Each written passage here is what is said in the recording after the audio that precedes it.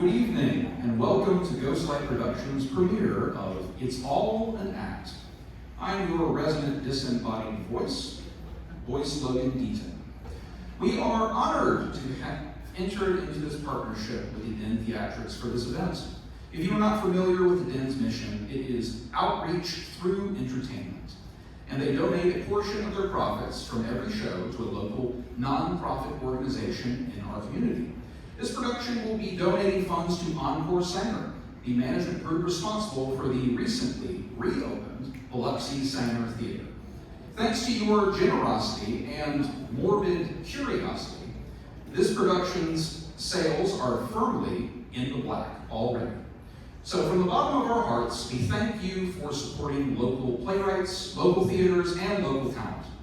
As a quick reminder, this show does contain some mild language and suggestive themes that may be inappropriate for children. All complaints may be levied against the human sea urchin known as Stanley at the end of the show.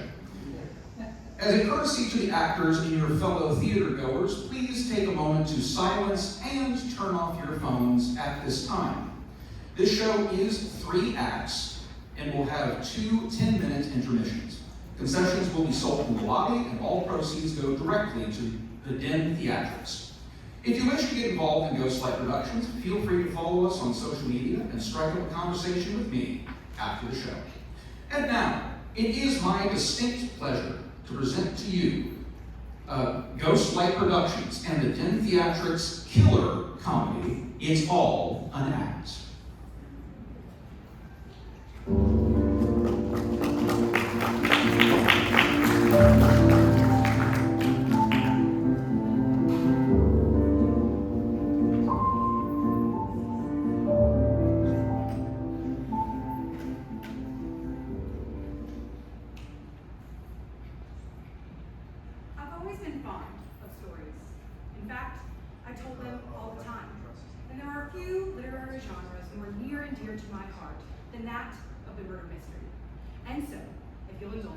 I'd love to share with you one of my favorites, a grim and ghastly tale called It's All an Act. The time is now. More or less, the place. A cliffside manor overlooking a troubled sea. Black clouds hang heavy with the promise of rain, and a chill wind sweeps the black woods nearby, stretching as far as the eye can see. In the distance, there is a lone vehicle cautiously tracing the long, narrow road leading to the manor where we lay our scene. It was, or rather is, an isolated abode, nestled upon a lonely hill, an estate affectionately entitled the Mansion of Death. Its grounds are impeccably kept, though no one knows by whom. Its hardwood floors spotless and perfectly stripped, its marble passageways polished to a mirror sheen, and whosoever walks its halls seldom walks alone. Naturally, it was the perfect setting for a party, and it appears the first guests are just arriving. Tonight's story is one of mystery and murder, of paranoia and the paranormal, of obfuscation and an overabundance of payments. Keep your eyes peeled, for nothing is as it seems. And so, without further ado, I submit to you, dear viewer, for your consideration, the spine-chilling thriller known simply as It's All an Act. Listen, Harold, that is a perfectly valid excuse, but it still doesn't solve the problem. Yeah, yes, that makes sense. I was just wondering when it'll be ready. Look, Harold, no one is pointing fingers. I just need to know if it'll be ready before the investors show up on Monday. Crunch? I'm not calling for crunch, Harold. It isn't crunch if you're 2 months late. This is Billy. Sign here. Harold, you're a neuroscientist. Use your brain and figure it out. Billy is a billionaire. Harold, what does my net worth have to do with anything? Billy is in charge of a lot of big, important companies. And here. That doesn't mean I can be everywhere at once. That's what I pay you for. Billy is currently on the phone with his head of research and development. Harold. And here? And I agree we have a problem with communication. It just seems like it's always Yes, that's what I'm trying to... Billy hasn't had a day off in 3 years. Harold- An initial year, You have had plenty of days off. not a single Christmas, Yes. not a single Thanksgiving, Yes. not a single birthday. Harold, I even got you a car. But that doesn't matter to him, That absolutely matters. because as long as the numbers go up, Harold, I gotta go. I have a meeting. party. Party! I have a party to get to, and it's really important, okay? Then Billy is happy as a clam. Well, your happiness is not my top priority, And Harold. all of his needs are met. Harold, sweetie. Yes, it is. Oh, I'm doing fine, thank you for asking. Yes, hey, listen, I know things are just super busy over at research and development, but it would mean the world to Billy if you could just finish that genius little project in time for the investors meeting on Monday. Can you do that for me, Harold? You're the best. Love you too. Say hi to your wife for me. I'll have it done by midnight. You know, my marriage proposal still stands. Billy, you're adorable, but I'm afraid I'm looking for someone a bit more independent. Karen, I built a Fortune 500 company out of my college dorm room, okay? I bought this mansion with a credit card I found in those couch cushions. If you took the money I have in my secondary bank account and stacked it into a cube of $100 bills, it would literally crush someone to death. I'm pretty sure I can handle myself. Your fly's down. This is Karen, a 20-year-old woman with 4 PhDs and a 150 IQ. She enjoys long walks on the beach, reading romance novels, and being right about everything.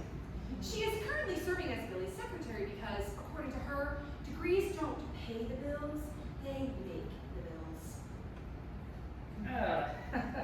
I must have had one too many Moscato. You're on your first one, dear. Well, if you don't think I'm independent enough, then why did you put in your 2 weeks? You're practically running this company. It's nothing personal, Billy. I just have to move on to something that I love, something more, something that brings me fulfillment. Karen, I'm paying you $300K a year, plus paid vacation, full benefits, and stock options. What's not to love? What do you think? My brother? Sign here. As I was saying to the pilot of my private jet, if a man can't be his own man, then he just isn't a man at all. Hey, see, that's why I like to converse with the lower tax bracket, It helps keep me connected to my roots, I like to remind them that I'm just like them. I put on my Plutus Moscow silk and Himalayan crocodile leather sandals, one Sudanese monk strap at a time. Fascinating. This is Melissa, a beautiful and stunningly patient woman. She is currently in the game room being hit on by Stanley, living proof that God can, in fact, make a mistake. I'm sorry, Stanley. Oh God, I love when you say my name. I didn't catch what it is you did for a living. What exactly is it that you do? Oh, I'm a doer, all right. But, I don't like to get tangled up in occupations. I'm more focused on preoccupations, and my current preoccupation is So you're unemployed. when you're as rich as I am, And mooch off your brother. you come to find out that all of this, it's about the journey. It's about the struggle. It's about building bridges, not walls. And a job is just a wall. And you'll love this one. How are you gonna try with a wall in the way? I mean, it's kind of like A wall. a wall. Hell yeah, baby. God, it's like the old saying goes, iron sharpens iron. When in Rome. And you know what Rome had? Rampant nepotism. Bridges. Ah, yes, bridges. That was my second guess. Right. Because a bridge is like a wall, only instead of covering air, they cover water. I hate how much sense that makes. It's hard to believe you're still single, Stanley. Oh God, it's not always easy, Megan. Melissa. When you're built the way I am, you have Hollywood starlets and supermodels swarming me all the time. But it seems like they only want me for my money or my devastating good looks or my chiseled physique. Yeah, I got a bad back. They never seem to want me for my mind. Now that I can believe. That's why I'm waiting for the right girl. And who knows, she could show up at any moment. Well, maybe not any moment. You're right, not just any moment, but the right moment. Listen, I'm gonna head down to the cellar and grab something to drink. You care to join me? Oh, Stanley, I'm far too intimidated by your... Sheer animal magnetism. Sure. Let's go with that. Well then let's remediate that by putting the intimate in intimidating. As tempting as that may be, you simply must allow me the opportunity to play hard to get. And deprive you of the gift of being in my presence? What kind of gentleman would I be if I left you without me? A merciful one. But if we create distance between us, that will give us the opportunity to miss each other. And the attraction can go stronger. It's like the old saying goes. If you give a man a fish, He'll eat for a day, but if you teach a man to fish, you can sell him a fishing rod. Oh God, that is so wise. I try, Stanley. Shh, no. It's not really this as woman talk. Best to let that linger between us,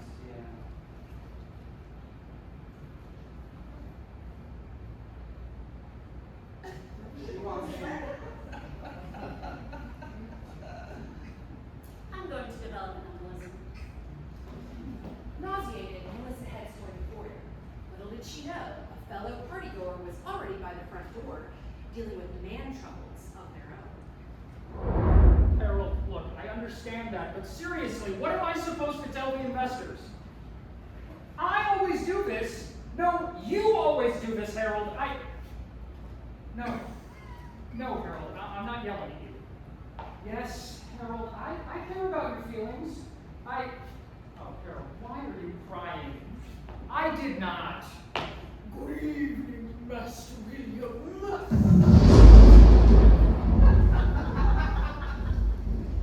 Hey, Harold, I gotta go. Yeah, I'll call you later.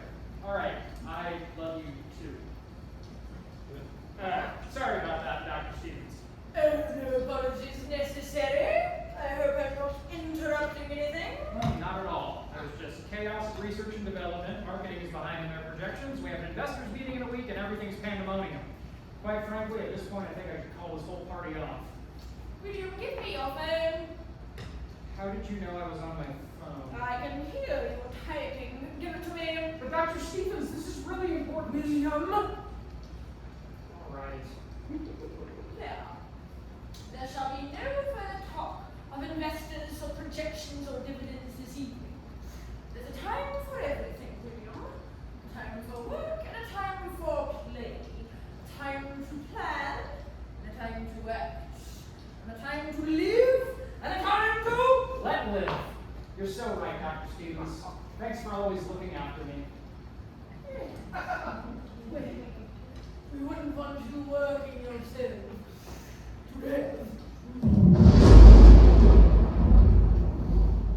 Well, at any rate, Dr. Stevens, I'm glad you could make it. Oh, William, my dear boy, I would not miss this soiree for all the crumpets in India. I don't know what that means, but it's good to have you. Oh, pardon my ignorance. How exactly were you able to find the front door in your condition?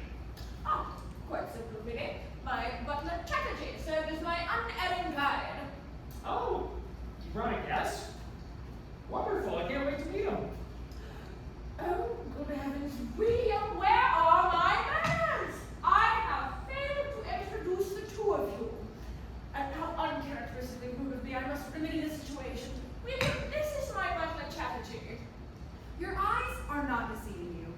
There is in fact no one accompanying Dr. Stevens. If you flip through your programs, you will see there is no one named Chatterjee anywhere in the character list. What's more, Billy can clearly see the complete lack of a person to which Dr. Stevens is introducing him. However, he is far too polite to correct her, so he plays along. Pleasure. And Chatterjee, this is William. Did he wave? It can be hard to tell. Well, he's sort of...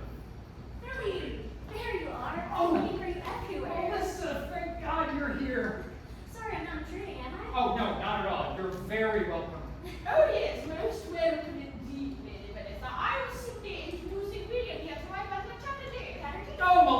so glad you made it. I can't explain how much it means to me. Oh, Billy, you know I wouldn't have missed your party for the world. And you could not have picked a better venue. This mansion is incredible. Pretty sweet place, huh? I figured since this birthday marks the death of my youth, what better place to hold a party than a creepy old mansion in the deepest, darkest depths of the woods with little to no contact with the outside world at night? Hard to argue with that. You did not tell me your brother would be here. Oh no, you found Stanley? You don't find trouble, Billy. Trouble finds you. Oh, Melissa, I'm so sorry he came. Don't worry about it. I know how to hold my own. I have been wandering around the side of But enough about him. How are you holding up, Dr. Stevens? About as well as one could, given the dim and hopeless circumstances. You ran into Stanley too, huh? Oh, no, as woeful and misbegotten as Stanley might be, I find him not quite as irksome as the rest of you people. No, there's one silver lining to my sudden onset of blindness is that I now only experience the bad in four senses. No, I was referring to the circumstances pertaining to my husband. It's just terrible what happened to him. Yes, his passing was indeed a tragedy. It was. Mr. Dr. Stevens was found slain 8 months ago. Upon his death, Dr. Stevens received a substantial sum of money from both his will and his life insurance policy. This, of course, prompted suspicion.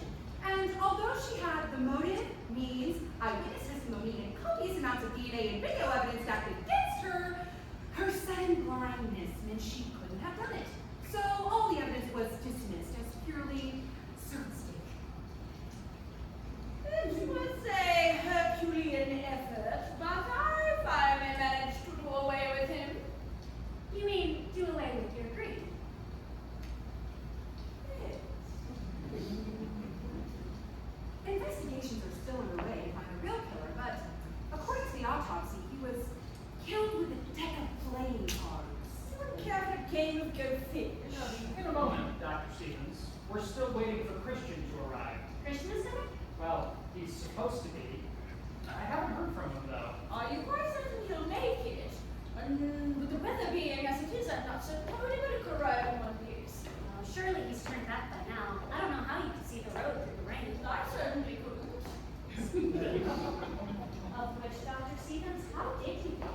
Didn't you just arrive? Oh, No, Melissa. that's quite simple.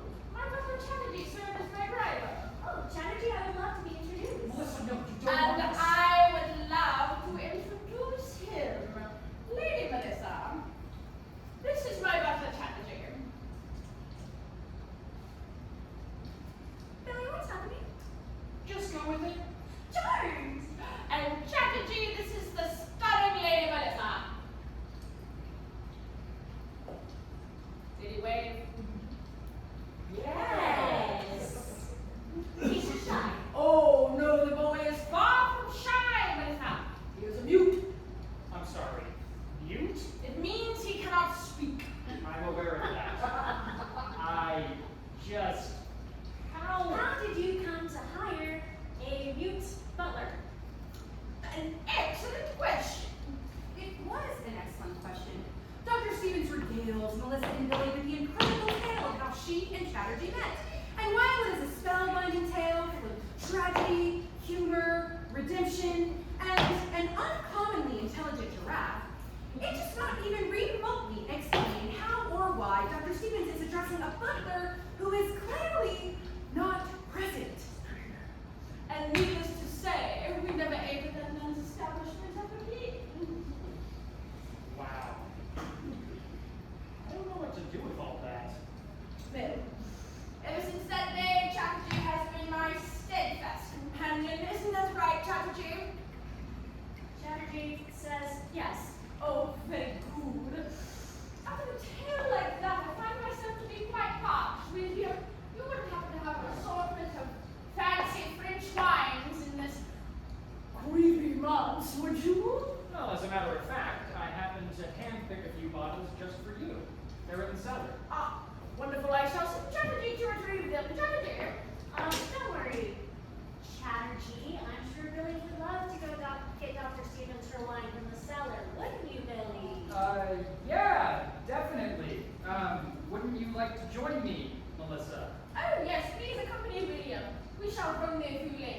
Strategy and I shall make the ground. These competitive as mingling to be done now!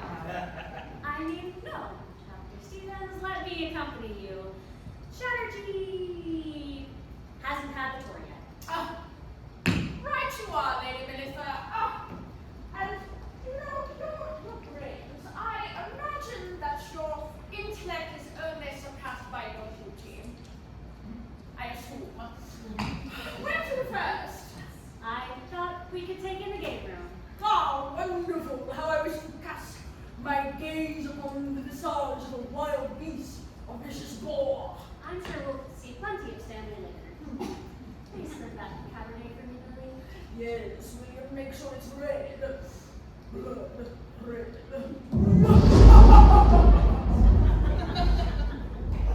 And so, they part ways. Melissa escorts Dr. Stevens to the game room, and Billy timidly stands in the foyer, pondering whether or not he should finally brave the cellar. He gathered his thoughts for a few moments when, unbeknownst to him, a most ill-seeming, wretched fate was about to befall him. Billy! Oh, shit! Jeez, Stanley, you scared the crap out of me. Well, if I did, then I can't smell it, because I got news and I gotta tell it. You're getting a job? Even better, I'm getting laid. What's her name? Unimportant, little bro. I am telling you, this chick is a 10. 6 at least. Are you talking about Melissa? Marissa, man, I'm working my magic on this chick. I got this angle that I'm some sort of lone wolf, poet bad boy who likes to keep to himself. I'm sure she hopes so.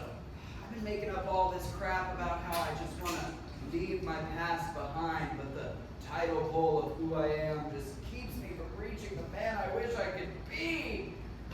Chicks dig that stuff. They love a man they think they can fix. Well, they certainly have their work cut out for them. All I gotta do is get a couple of drinks flowing, and then this deal is done and dusted. So, where is the wine cellar in this mausoleum? Billy considered his options.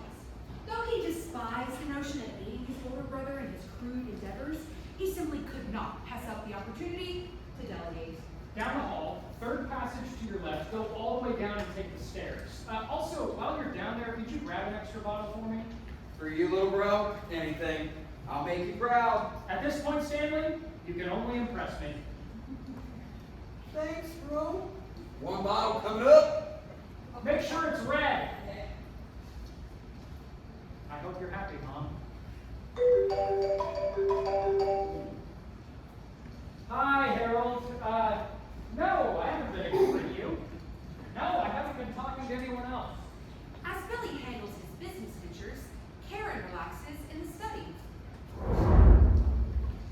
Having naturally completed her tasks in a timely, efficient manner, Karen has decided to unwind by perusing some biology books in the study's vast collection of technical texts.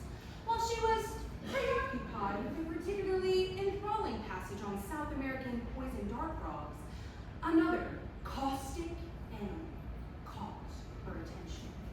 How many rooms does this place have? 148. And yet you walked into mine. Is this the wine cellar? This is the study. This dump has a basement study. Stanley, you're on the 3rd floor. I was wondering why I kept going up. You are lucky you are cute, Stanley. With potential to double his pleasure making eyes at him, Stanley locks in. I would have gone with unrealistically handsome. Oh, is that what we're calling it? You got a better word for it? How about I call you a flirt? Flirt? No, doesn't sound like me. Oh, yeah?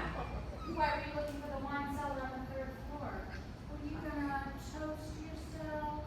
Maybe I was looking to toast with a certain someone. Oh, you're bad. Then show me the error of my ways. Where do I even start? You can start by giving me a tour of the wine cellar. Stanley, we can't keep doing this. Just a short tour, but not too short. Yeah? Wine is meant to be savoured, right? I don't know. Oh, come on. You know I'm woefully incompetent. I need all the help I can get down there. A rare moment of honesty from Stanley. We can't. En contraire, mon amour. What if Billy catches us? Oh, Billy is too busy arguing with his nerd boyfriend, Gerald. Carol. Look, he won't even notice that we're gone. We'll go downstairs, have a couple of tastings, in, out, and we're done. Billy won't even notice that we're gone. I wish I could say no to you. That makes one of us. Okay, I'll tell you what. Billy's expecting me in the lounge to go over some documents. You go down to the wine cellar and get us a bottle, and maybe we can meet back up here in, say, an hour? I'll tell my secretary to clear my schedule. I thought you didn't have one. I don't. Not yet. But I'll be conducting a very thorough interview in about an hour if you're interested in the position. Do you think I'm qualified, sir? According to your resume, you have plenty of on-the-job experience. But don't worry, I'll be sure to grade your performance when we're done. Yes, sir. Go hold my calls, Miss Secretary. Let's get to work. Let it be known that a woman can be perfectly intelligent and still have terrible taste in men. Stanley, you old dog, another one in the bag. And I still don't know where the wine cellar is. Oh, great. Yeah, right. It's gotta be around here somewhere. So wait. Why am I talking to myself? Oh well, not like anyone's listening. What if it were true, Stanley? As Billy's fumbling brother meandered through the halls, a stirring could be heard in the foyer.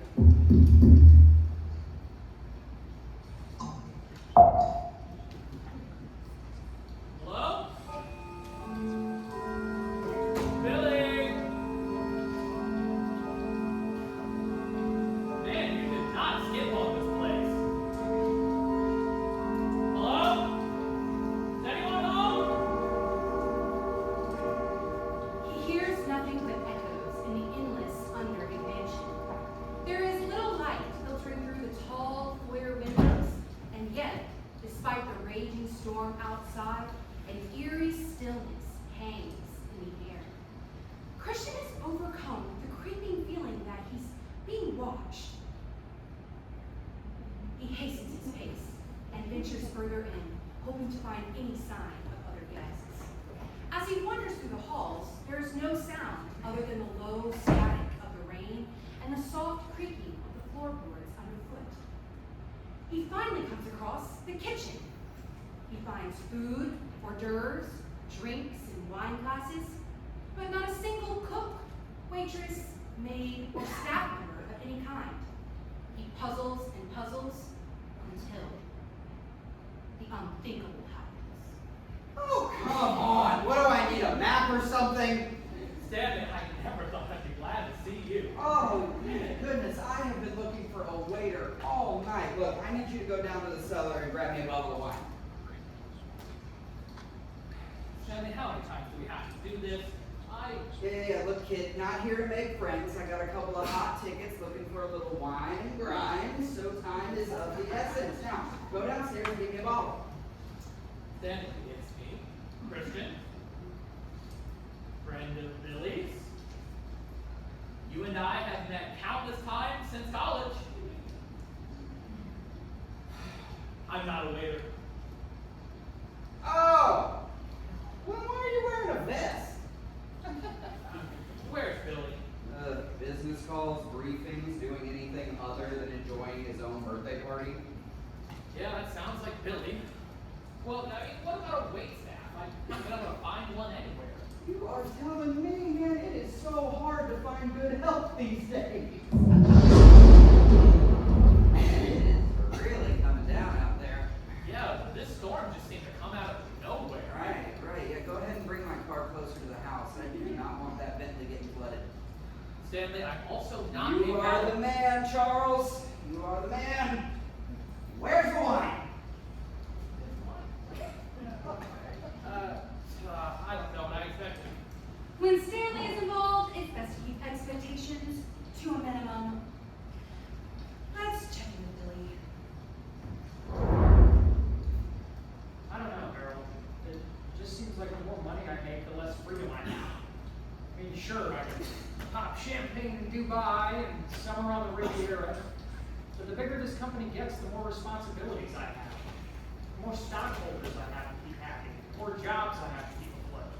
The more meetings, pressers, lobbies, contracts, business deals, data, charts, facts, and figures.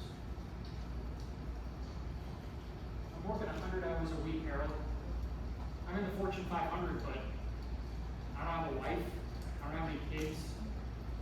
I don't have a family. I mean, I have some friends that I barely get to see, but that's about it. When I die, I don't want to be just some name on a will, some kind of morbid payout. I'm sick of coming home to an empty mansion, an empty penthouse, an empty bed. No, everything's fine, Harold. You'll still get those reports by Monday. All right, I'll talk to you later. Is everything all right, Billy? Christian! Yeah! No, everything's fantastic! I'm so glad you could make it. Me too. And sorry that I'm late. I kind of got a little lost on the way here. Well, I can't say I blame you for that. The weather really took a turn for the worse. Yeah, you know, in hindsight, having this big party in this creepy mansion in the deepest, darkest depths of the woods with little to no contact with the outside world at night in a thunderstorm might not have been the easiest place to find. It certainly has its drawbacks. You know, I offered a change of venue. I offered Paris, Bermuda, Dallas, but Karen was insistent on holding the party here. I take it she planned this whole shindig? Well, I offered to hire someone else to plan it since she already had so much on her plate already, but you know Karen. Yeah, well, she has vision, I'll give her that. Oh, did anyone greet you at the front door? No, actually, I couldn't find anyone until like Brennan and Stanley. Oh, sorry about that. Looks like I'm on the Stanley apology tour this evening. I'm just surprised you invited him after, you know, that whole scandal in Belarus. Well, truth be told, I didn't. He's actually not supposed to be here. Well, he guilt-tripped you into coming, huh? No. Stanley didn't even know that this party was happening. The only birthday that Stanley remembers is his own. But somehow he got an invitation. Karen? Could be. She's always had an affinity for him. But you know what? Let's not dwell on that. Let's celebrate. This is going to be one killer party. I see that you dressed for the occasion. Who are you trying to impress? Not Stanley, that's for sure. Although, he did give me a Bible this time. Ballet. No, waiter and then ballet. I tell you, tonight he seems especially, Putrid? Yeah, I've noticed. He's been all pissy ever since I took the keys to his Bentley away after his little joyride in Brussels. You know, I had to fly down there myself to keep him from frog marching him through the hay. Do you mean this Bentley? Just give him to Karen? Yeah, just give him to Karen. I must say, your decorum in the face of such adversity is nothing short of admirable, Master Harold. Dr. Stevens! One moment, Harold. I have been incommunicado with your employee, Harold William, and Trilogy and I both agree you owe him an apology. Dr. Stevens, why would you answer a phone call from that lousy excuse-making, good-for-nothing, oh, Harold! Hey, buddy.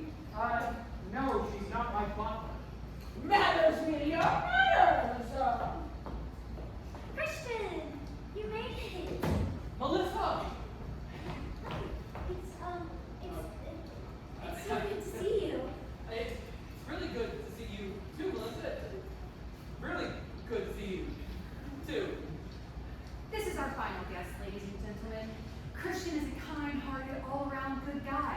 And in case you hadn't noticed, he's totally in love with Melissa. It's been a while.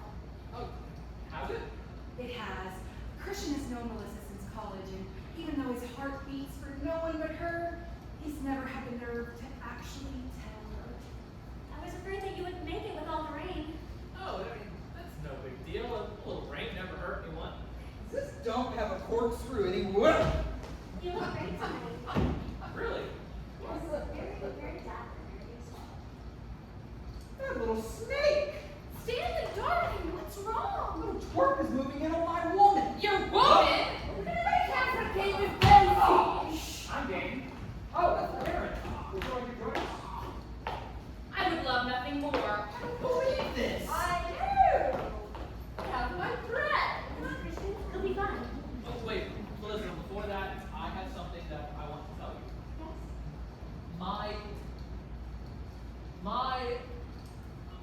What Christian wants to say is, my heart beats faster and my breath escapes me when you're around.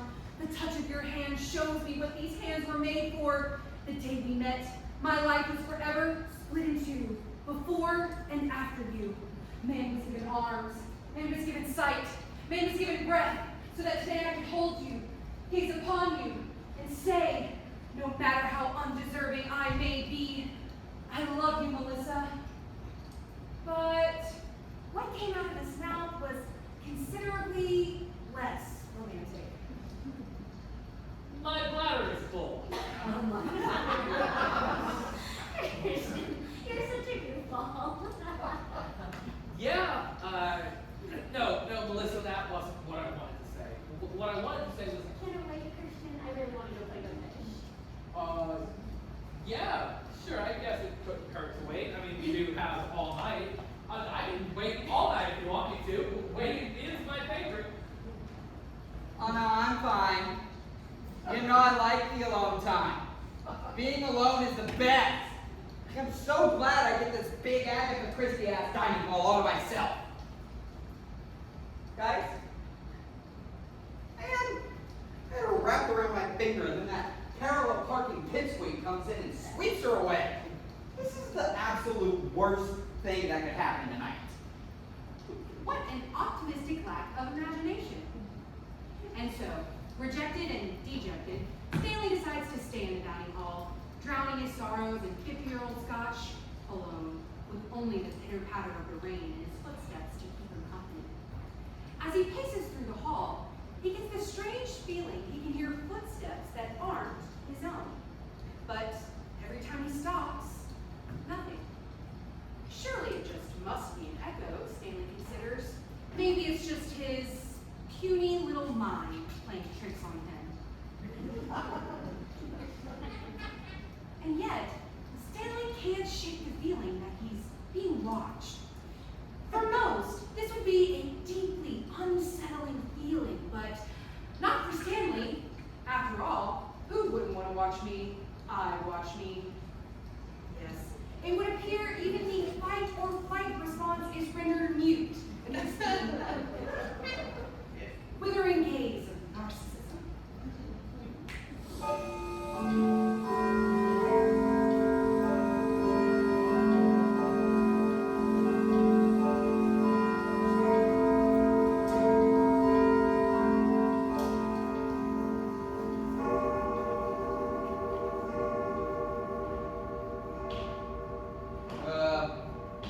Anybody? Billy? Stanley called out through the darkness. Kathy? Mandy? Ballet? Okay, Billy. Really funny joke. Yeah, you got me.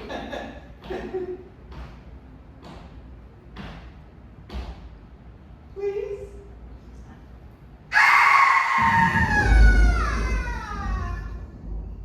And now, the real fun starts. Well, after a brief intermission, of course. See you soon.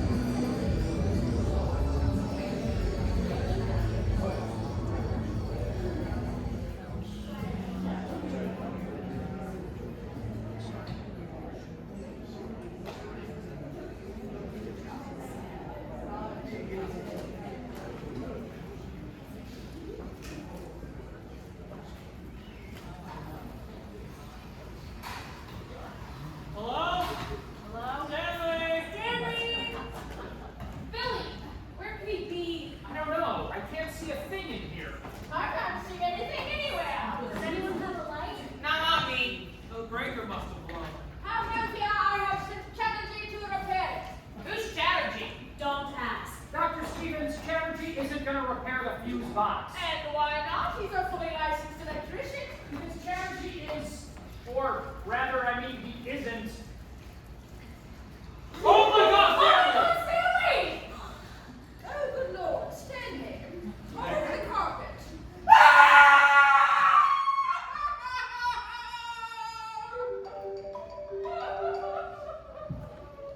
Harold, I can't talk right now. I'm in a meeting. You eat that. Oh, come on. Oh, hello, police. Yes, I need to report a murder. We're at a friend's birthday. It's in the creepy mansion. It's overlooking the woods, and I. Wait, cuts? What do you mean cuts? What do you mean you don't do murder mysteries? What do you mean defunded? What do you mean you have a social worker on call?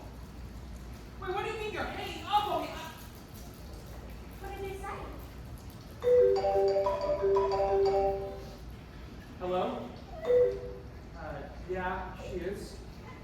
Karen, it's for you. Hello? Yeah? Uh-huh. Uh-huh. Uh-huh. Right, got it. Okay, everyone, I'm on the clock. You've got to be kidding. Karen, since when are you a social worker? I wear many hats. And as a fully licensed social worker, I believe I'm perfectly qualified to solve this case. Now, let's start with the most important question. How is Stanley feeling? Dead!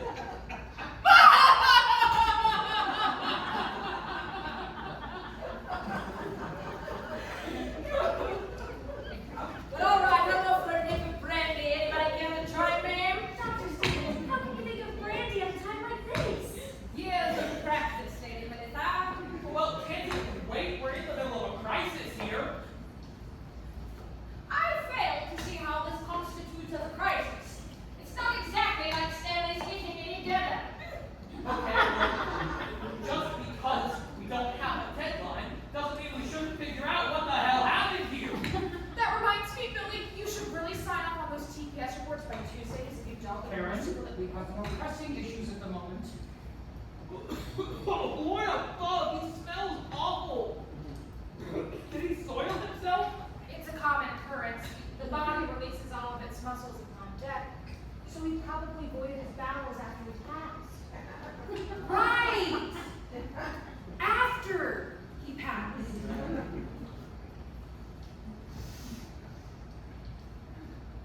Smells like you were stabbed in the back 13 times! Maybe it was suicide. Stanley wouldn't kill Stanley. Stanley loves Stanley. No, we shouldn't rule out lung cancer. Don't be ridiculous, Dr. Stevens. Stanley didn't smoke. All right, well then let's take a scientific approach to this. What is the most likely cause of events that could have occurred? Well, the most recent medical data suggests that the number one killer of men is heart disease. So by that logic, it was likely a heart attack. The data does bear that out. A sound hypothesis, Lady Kennedy. It's not heart disease. I never pegged you for the anti-science type, Master Christian. Yeah, Dr. Stevens is a doctor. Do you not trust experts? She is a doctor in medieval literature. They had death back then. What are you saying, Christian? Isn't it obvious this wasn't a suicide? Stanley was murdered. What? It's when somebody kills somebody else. Thank you, Karen. It just doesn't add up. Why would anyone want to kill Stanley? Where to begin? He was a compulsive liar, He was a womanizer. A booze hound. A cheater. a narcissist, I mean, besides that. Well, he was stupid. Lazy. Lustful. shallow, Shameless. Faceless. Aggressive. insensitive. Intolerable. Incorrigible. Insatiable. He was a borderline sociopath. He was an embarrassment to himself and everyone around him. He's probably racist. He was the perfect man. Granted. But is that really a reason to kill him? People have been killed for far less.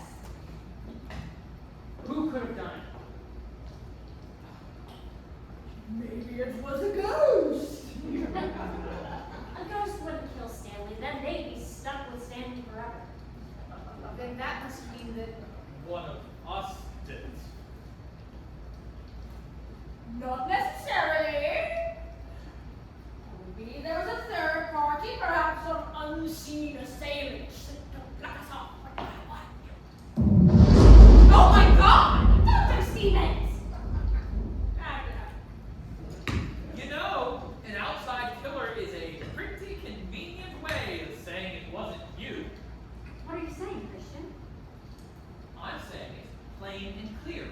The butler did it. Charity wouldn't hurt a fly. Who? Just keep going. I'm not talking about a caterpie, Dr. Stevens. I'm talking about you. Christian, Dr. Stevens isn't a butler. Well, she's the closest thing we got. Just because I'm English doesn't make me a butler.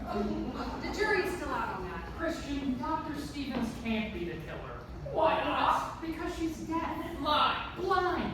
She's blind, okay? Her entire life is one big game of pin the tail on the donkey. How exactly is she supposed to stab someone in the back 13 times? Well, for starters, she's literally holding a knife. For fun, not for murder. Her handkerchief is covered in blood. It's my favorite red handkerchief. There is a non-0% chance she killed her husband. Oh, that could be said of anyone. Not me. Yeah, Dr. Stevens, Christian doesn't have a husband. Who do you think killed him? Christian, just because Dr. Stevens may or may not have killed her husband, that doesn't mean that she killed him. But it shows that she's capable. That's not how murder works, Christian. You don't kill your husband and then go, Oi, well, since I'm in the neighborhood, might as well act an innocent party goer while I'm there. Calling Stanley innocent is the funniest thing I've heard all night. Master Christian, I apologize if my eccentricities have caused you any sort of disturbance, but I must ask if you refrain from hurling these accusations at charity. Such accusations are baseless, tasteless, and worst of all, rude, especially while I'm in my time of mourning. Oh, for your husband. For the carpet. Besides, anybody killed Stanley with Melissa. Excuse me? Oh, please, he's been pestering you all evening. If anybody wanted him dead and did it, it would have been you. That doesn't mean that I did. Besides, Karen's a far more likely suspect than I am. Why me? Because you actually loved Stanley. so? So you're obviously mentally unstable. Oh, whatever. Everyone knows it was so obviously Billy. That is preposterous. Sure, I found him a constant source of embarrassment. Sure, I've wanted to disown him for years. But it was Mom's dying wish that I look after him. And sure, I fantasize about killing him on an hourly basis and ending this hellish dishonorable movie love once and for all. But that does not mean that I acted on it. That's not why you did it. You did it because you're rich. What? Everyone knows that rich people are evil. Bulletproof logic as always, Karen. Money doesn't make people evil. Oh yeah? Then what does? Well, evil, for starters. Behind every great fortune is a great crime. Honoré de Balzac. Oh, grow up, Dr. Stevens. Besides, it was so obviously Christian. Billy. You saw Stanley moving in on Melissa, and you got jealous. Billy. Jealous? Why would that make him jealous? Look, man, I know you had a crush, but that's no reason to kill the guy. A crush? A crush on who? On Stanley? No, I had a crush on Stanley. And then I've got a crush on his fourth and fifth vertebrae. I did not kill Stanley. That sounds like something a killer would say. Look, pointing fingers will get us nowhere. We're already nowhere. Okay, well,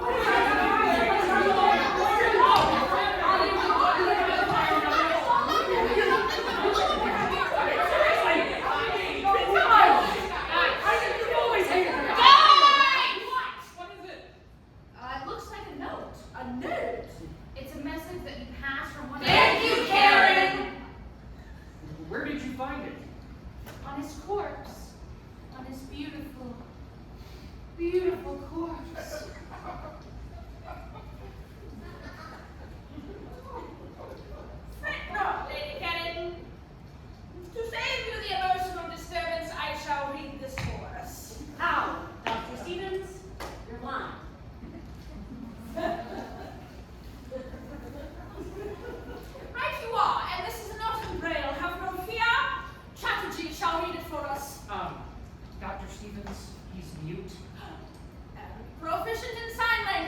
to interpret. John dear, give me that!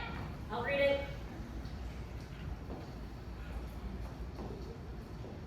Dearest party guests, I hope this note finds you all in good health and high spirits.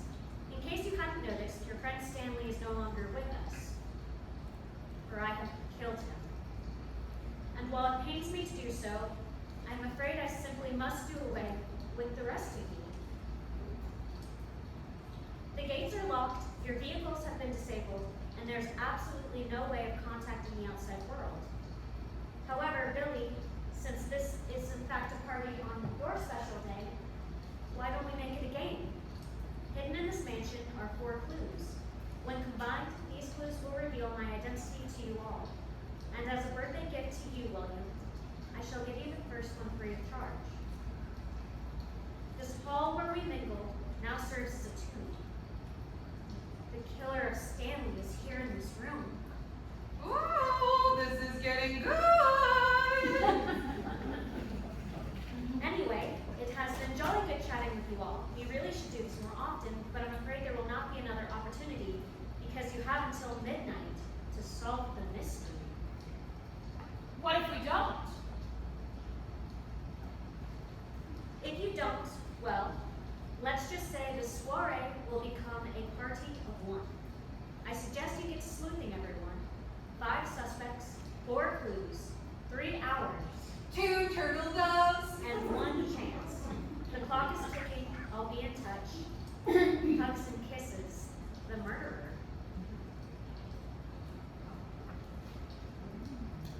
But I suppose we can rule out Stanley. Well, gang, looks like we have a mystery on our hands. If only we had a mangy and cowardly dog to help us search for clues. Stanley's corpse notwithstanding. Well, what do we do? And at that moment, Billy suddenly realized he had his business phone in his pocket. He considered using it to call for help, but ultimately decided against it, seeing how it wouldn't technically qualify as a business call.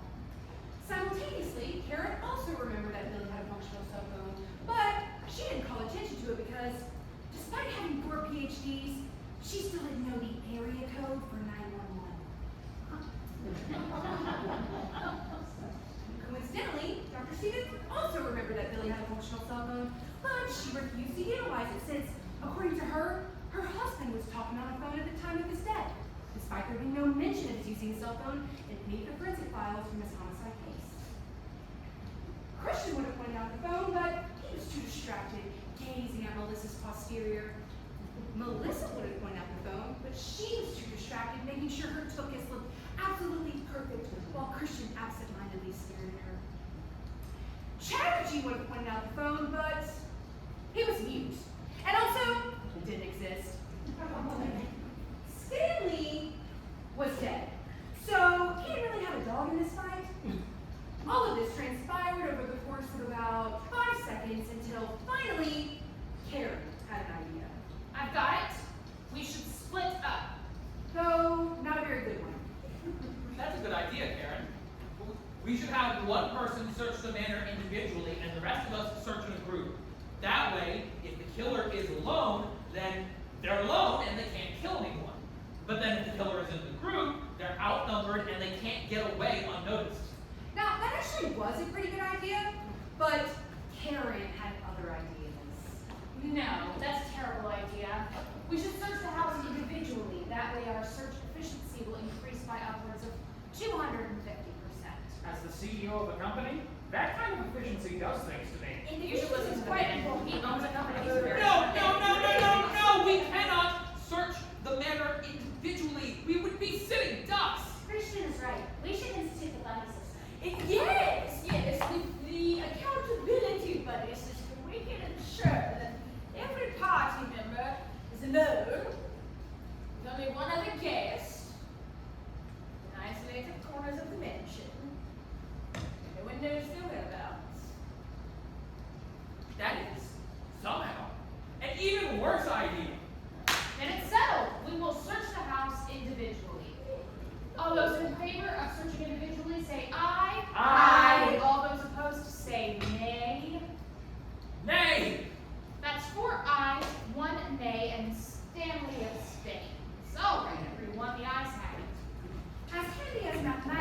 need for material and statistical computations, it is nevertheless a piss-poor dispensary of wisdom. Wait. Shouldn't we assign Boyce's to search? That way there's no overlap? Excellent points. I'll take the gallery, the kitchen, and the guest rooms. Billy, you take the observatory and the cellar. Christian, you take the study, the library, the servants' quarters, the clock tower. Melissa, you take the car, the den, the clock tower, the game room. Dr. Stevens, you can take the library, the greenhouse, and the spa. And Chuck and G shall take the dining hall and the graveyard. Right. Okay, everyone. Let's go search for these clues and meet back up here at 11:45. We could have this thing solved by midnight. Yeah. Oh!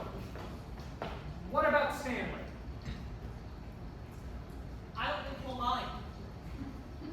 Remember, 11:45 on the dot. In retrospect, mapping out exactly where everyone will be located while the murderer was still in the room might not have been the best of plans, but nevertheless, the search is on. Who could have done it? Was it Christian, the jealous lover? Billy, the aggrieved younger brother? Karen, the woman scorned?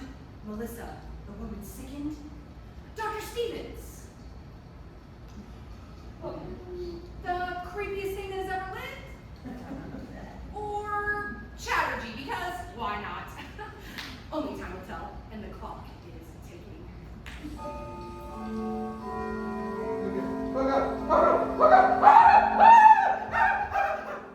I'm not falling. Who the hell are you? Hello, Stanley. What an interesting choice of words. I'm the narrator of this story. You're the what of the who now? I'm the narrator. I provide the backstory, essential information, and commentary to maximize the audience's enjoyment. What you already do? The hit? Of course! A sophisticated poet-philosopher such as yourself knows exactly what's going on. Yes.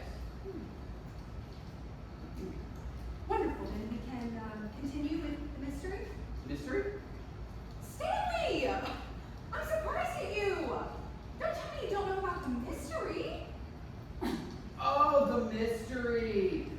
Yeah, that with the you and the me and the here and the place. That mystery, yeah. Yes, a common misunderstanding. Do I have your permission to continue? Yes, by all means, you have my permission to continue this thing that you're doing. Ever the gentleman, Stanley. We find ourselves in the clock tower. Where did the dining hall go? In the dining hall, of course. Where are we? Finally, Finally. the clock tower. Oh, Melissa, what are you doing here? I'm looking for clues. But Karen said I was supposed to search the clock tower for clues. Karen also said I was supposed to search the clock tower. Karen! I climbed 6 flights of stairs for nothing. Yeah, we really must stop meeting like this. You're telling me you're not gonna get the stitch. Should we even be alone together? Well, that's a good point. I'll head back down just as soon as I can feel my legs again. I killed for a drink. Oh, I feel like that's a more choice of words. But it looks like you might get your wish. What? Bingo. How did a bottle of wine get all the way up here? Oh, beats me, but they must have gotten it from the cellar.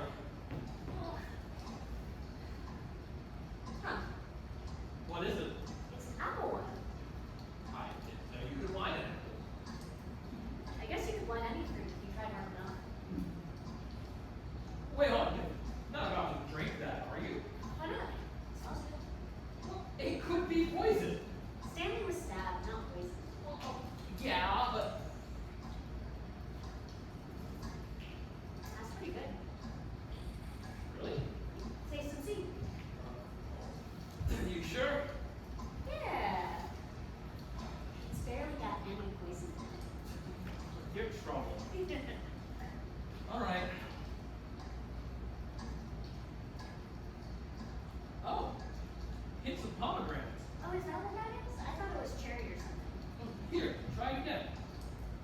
I'm sorry, are we really gonna sit here and listen to poor people drink wine and talk about it? It's a bonding moment, Stanley. Yet, I feel nothing. You don't really get the feel for it. Right? It's hard to ignore. Wait a minute. But it's not in your face enough. Hey, stop drinking my wine. Hello? Are you blind? They unfortunately can't hear or see you, Stanley. Then what is the point of living? Ha! Now you gotta stop drinking. Are you serious? You know, it's so light. And it's surprisingly dry. Give it up, Stanley. So, how are you holding up? A little anxious, but strangely normal, I guess. I guess it just hasn't really hit me yet. Well, I'm not making you anxious, am I? I don't mind you being at all. Really? Yeah, I feel safe around you, Christian. To Melissa, this was the highest expression of affection she could imagine. But to Christian, Safe. Yeah, of course. it was as if Melissa saw him as nothing more than a docile, neutered chihuahua. Melissa, Yes? I should head back down. We'll cover more ground if we split up. A split? Yeah. Of course. Thank you for your time, Melissa. Anytime.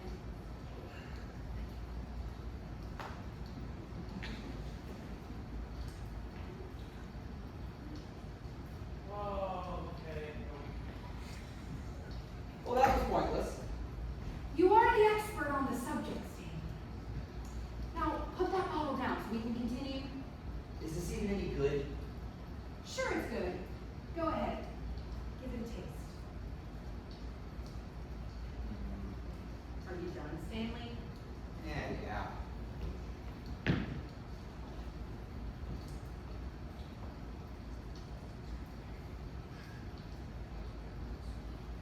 I have to tell the others. With a new revelation in hand, Melissa winces back to the main house where the search for answers continued. Warn a guy before you do that. We find ourselves in doubt.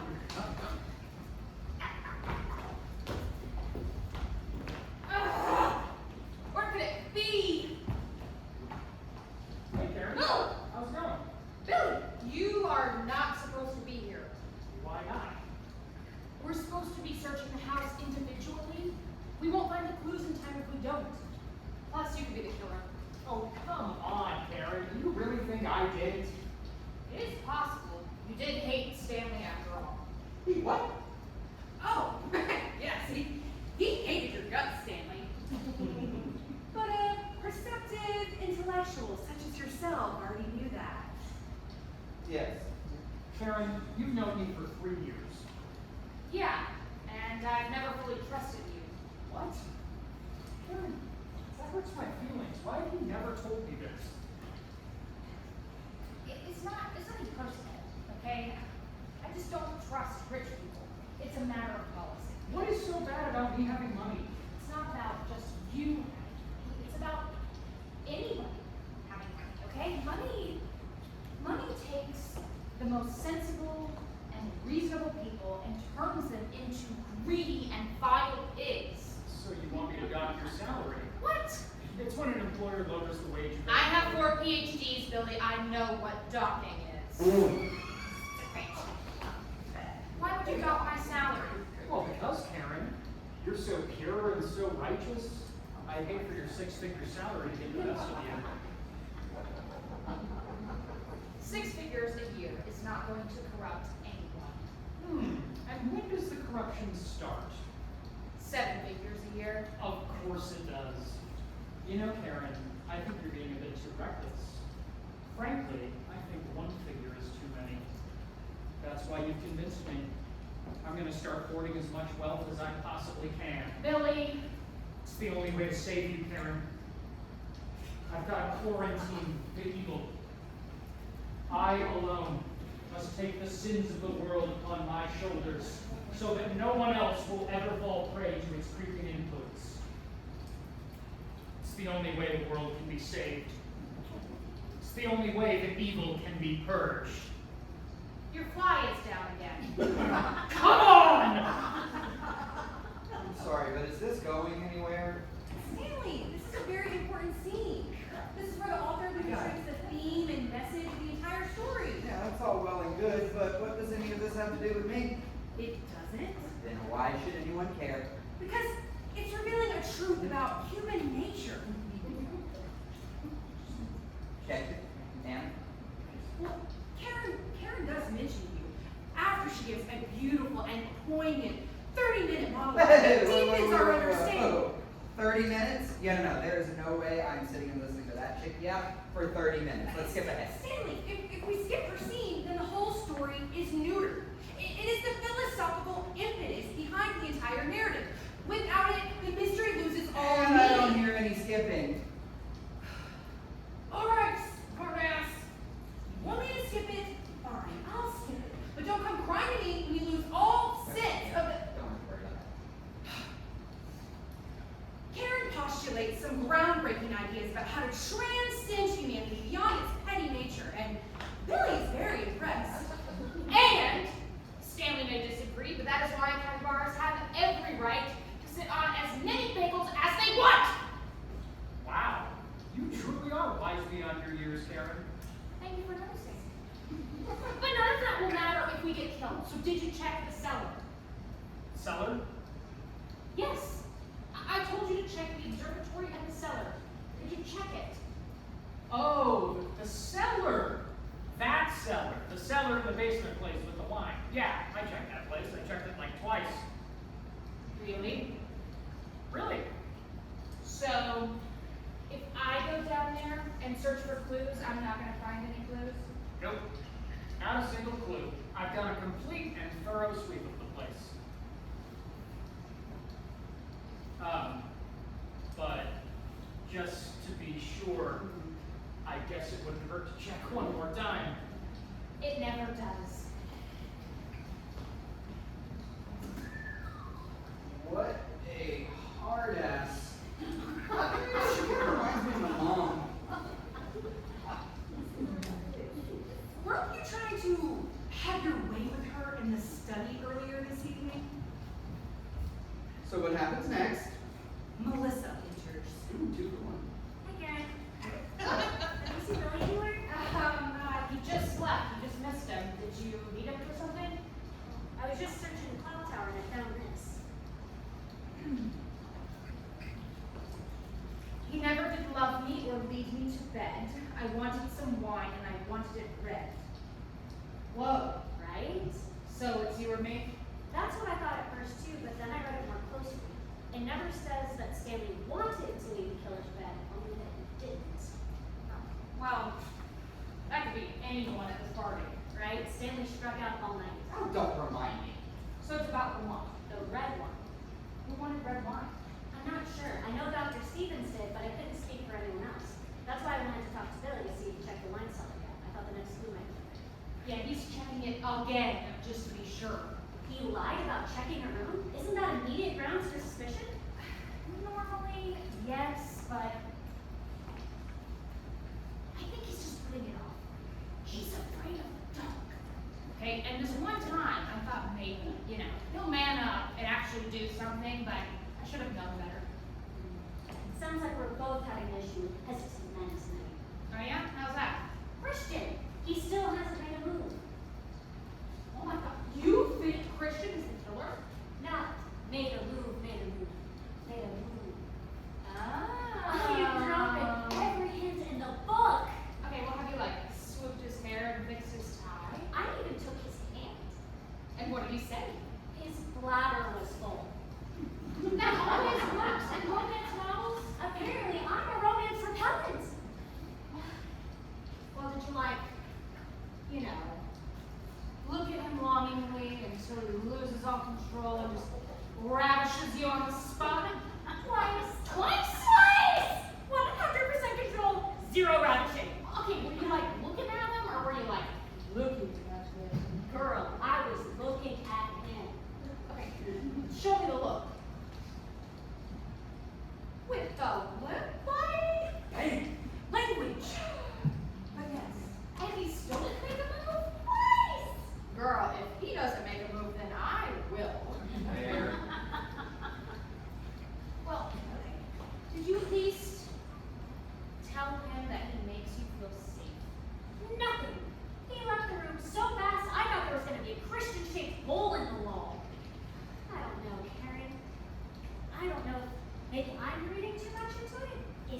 not sure?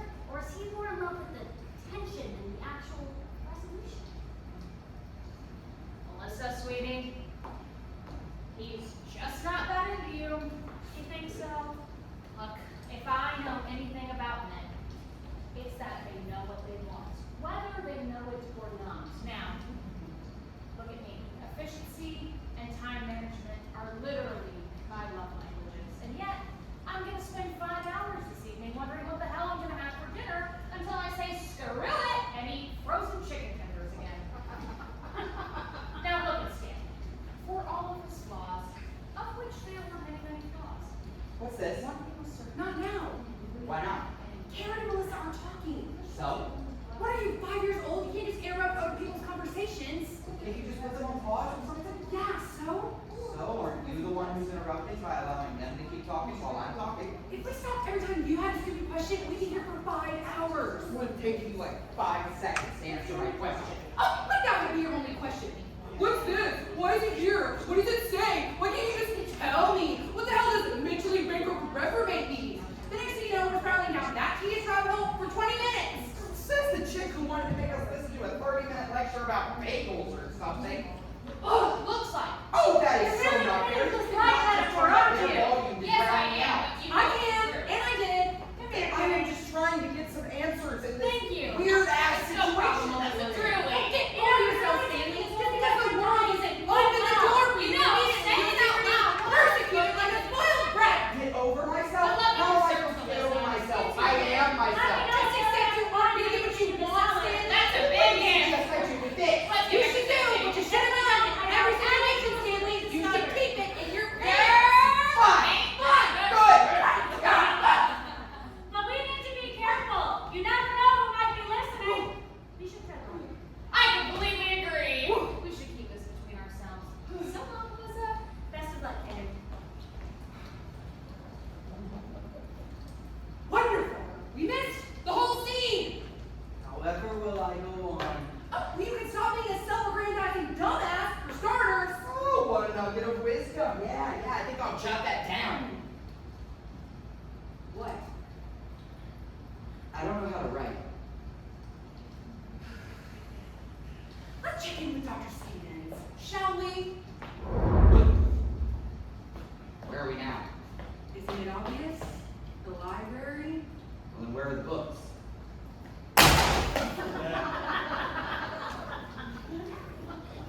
Hello, Dr. Stevens. Ah, brilliant. Oh, what happened here? A spot of clumsiness on my part. I was searching the library as cast when I came across this bookshelf. And I thought, perhaps there is a false book which if pulled would reveal a false book case that would swing over and reveal a tunnel down which one could explore and find clues. But it did appear that I was just pulling on a shelf on a relative hard, and I caused the entire confounding credential collapse. Would you like some help? No, I shall have chat with you when you come chat with you.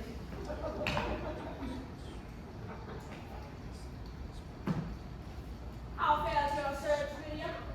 Well, I checked the observatory up and down and not a clear in sight. And the cellar? Oh, yeah, the cellar's good. It's really good. Everything's going really, really, yeah.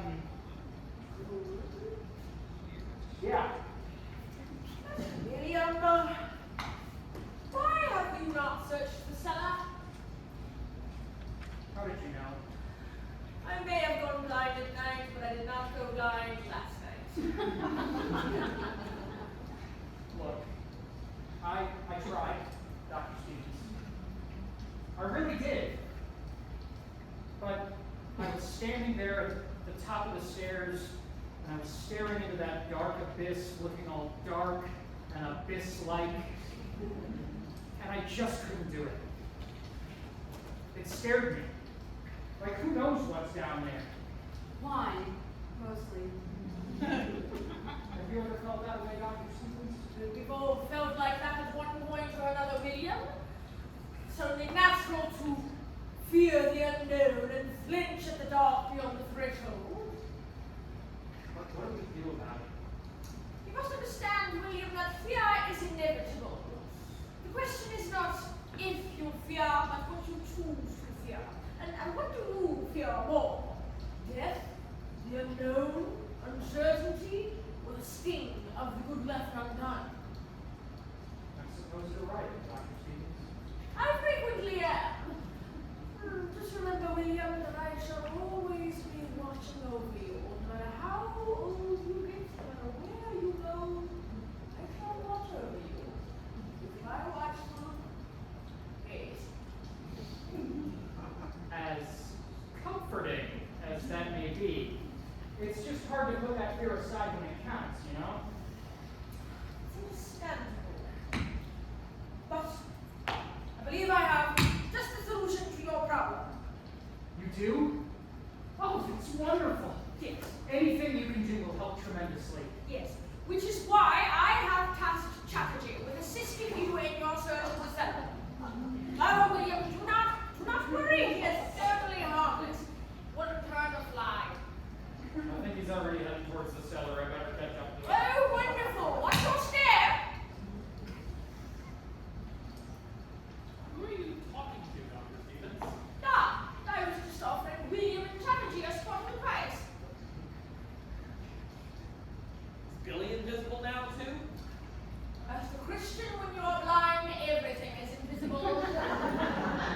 Finish your search in the clock tower? I did. I was on my way here to check for clues when I heard you talking to yourself. You'll have to pass the time somehow.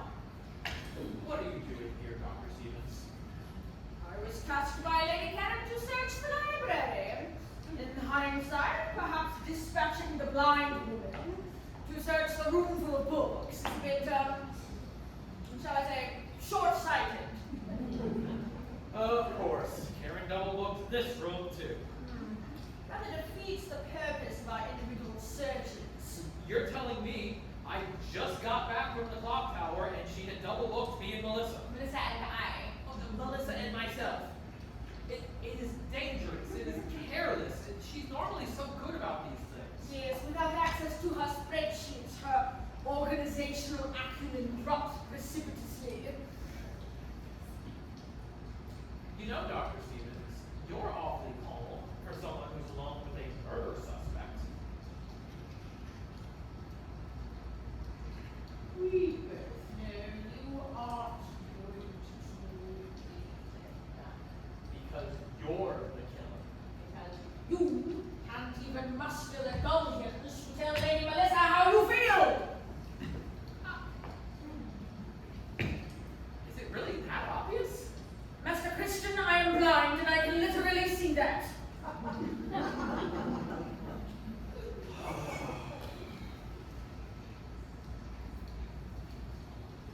Would you like to talk about it? No, just,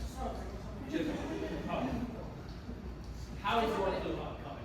No, as a matter of fact, I found it. I did believe I just left it in the other room, though. One moment. I saw it very precipitously.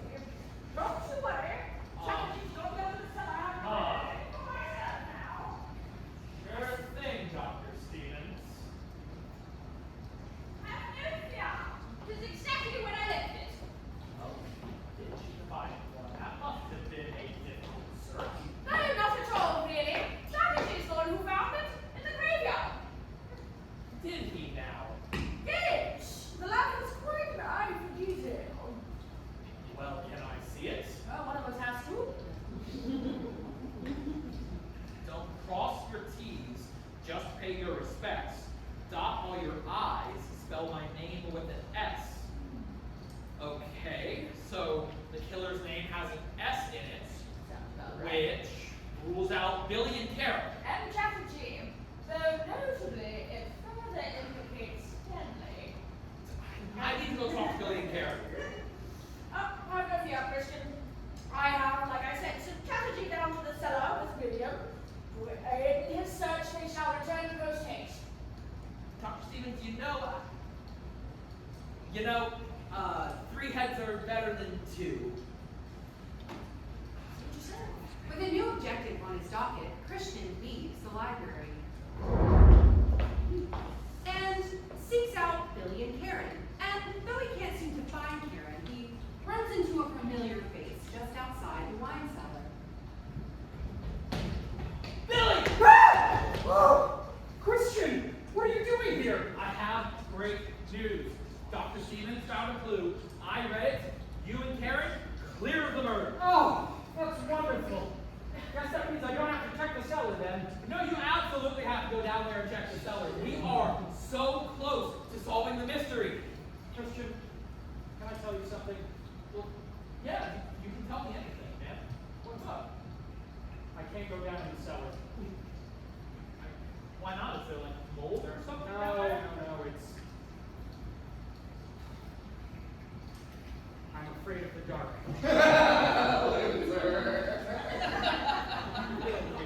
I know! Karen's gonna kill me, Dr. Stevens is gonna kill me, the killer's gonna kill me if I don't go down there and check the cellar.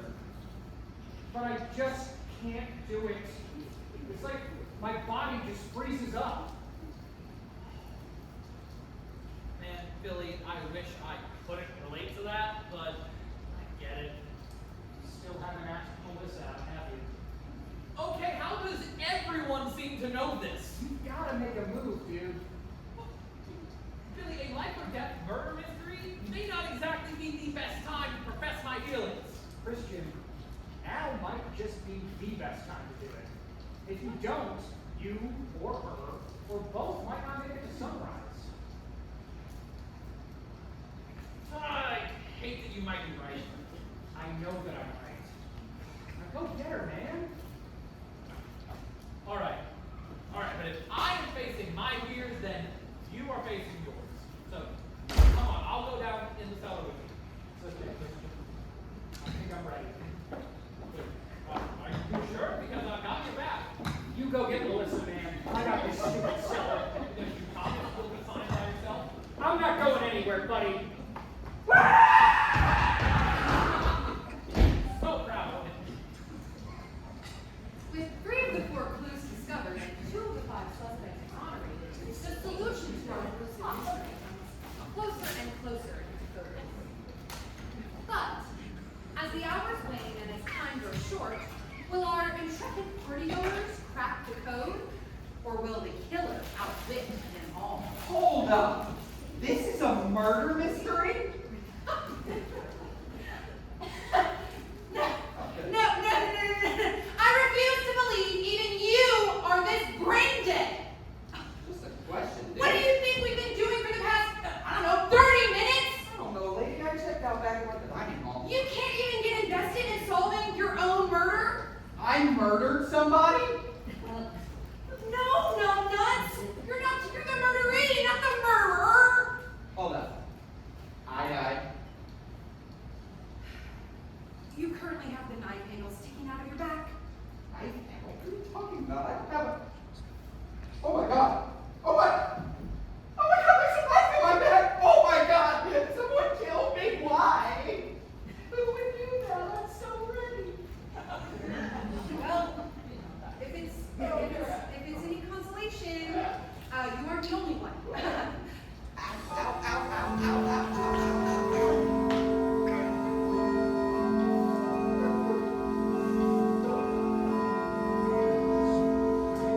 Why are we yelling? Oh, my head is killing me. Karen, Billy? what are you wearing? Billy looks even dorkier than usual. How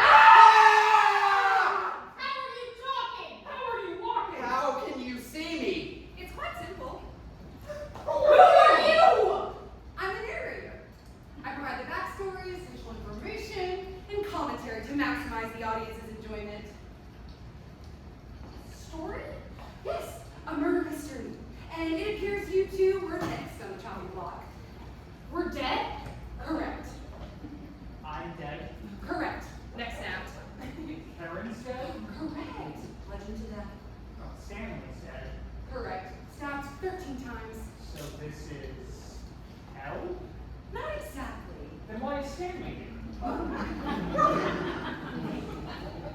If this isn't hell, then what is this place?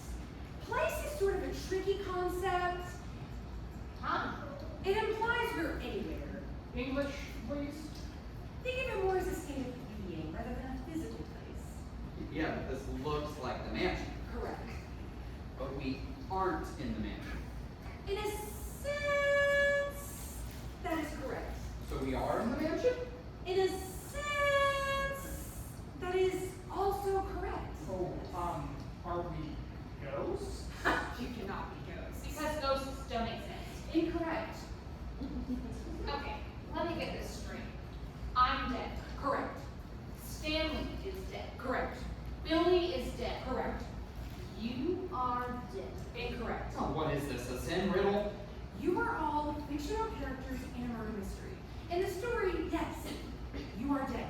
But you are not technically deceased because you were never actually alive because you don't literally exist. I don't believe you. All right? I'll prove it. Karen, you have a bunch of PhDs? I have 4 to be exact. Impressive.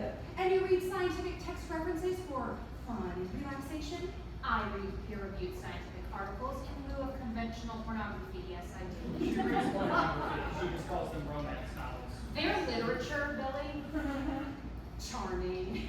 Name me literally any species of South American poison dart frog. Well, that's easy. There is the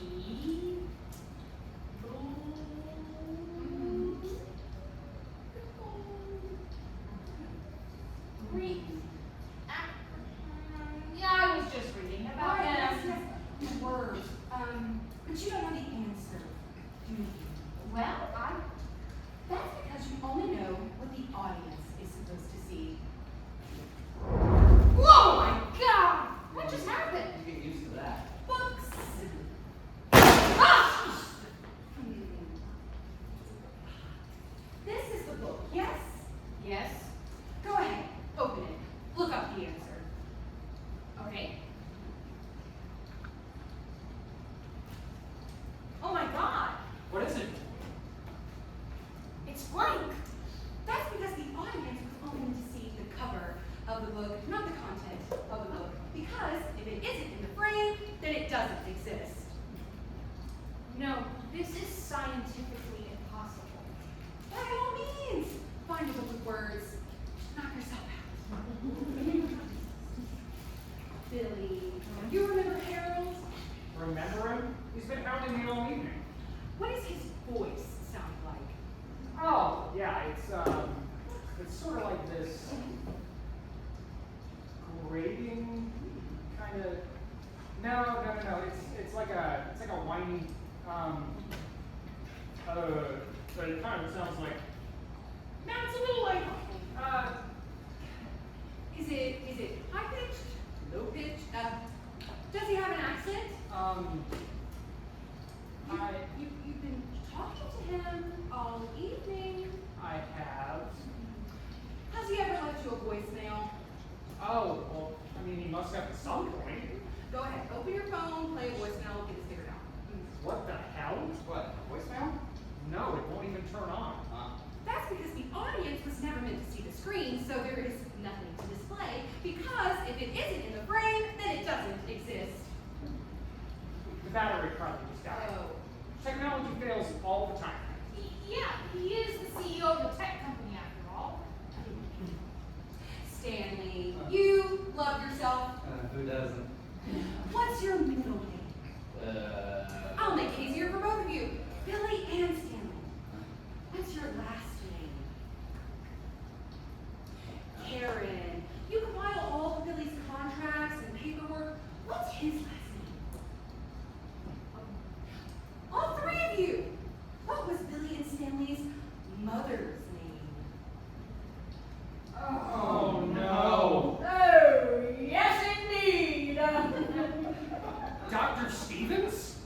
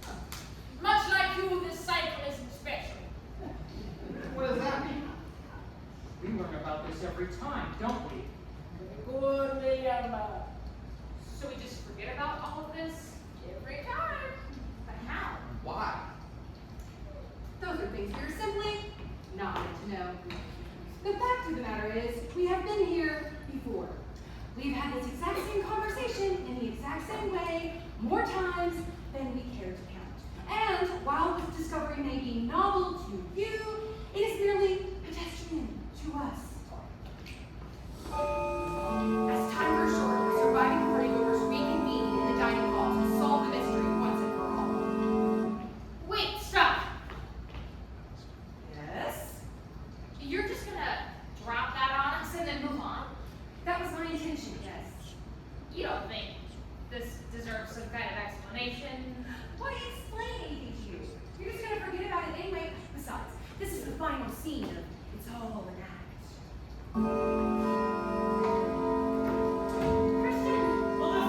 You're alive! Stop! What? What is going on? Are you gonna act like a spoiled child too? I've been getting this from Stanley all evening. We have a right to know what is happening. Right, huh? What do you have? The Magna Carta or something? But she's right, though. I mean, if we're just immaterial stuff that's just going to reset the factory settings anyway, then what's the harm in just telling us? Because it destroys the pace of the story. The pace of the story? Who cares about the pace of the story? They do! They came here to see a spine-chilling murder mystery, and you are ruining it! Again! Why can't you just do what I tell you to do? Why do you need to know everything? Why can't you just let it be a mystery instead of me having to spoon-feed everything to you? Well, excuse me if I'm not interested in solving the riddle of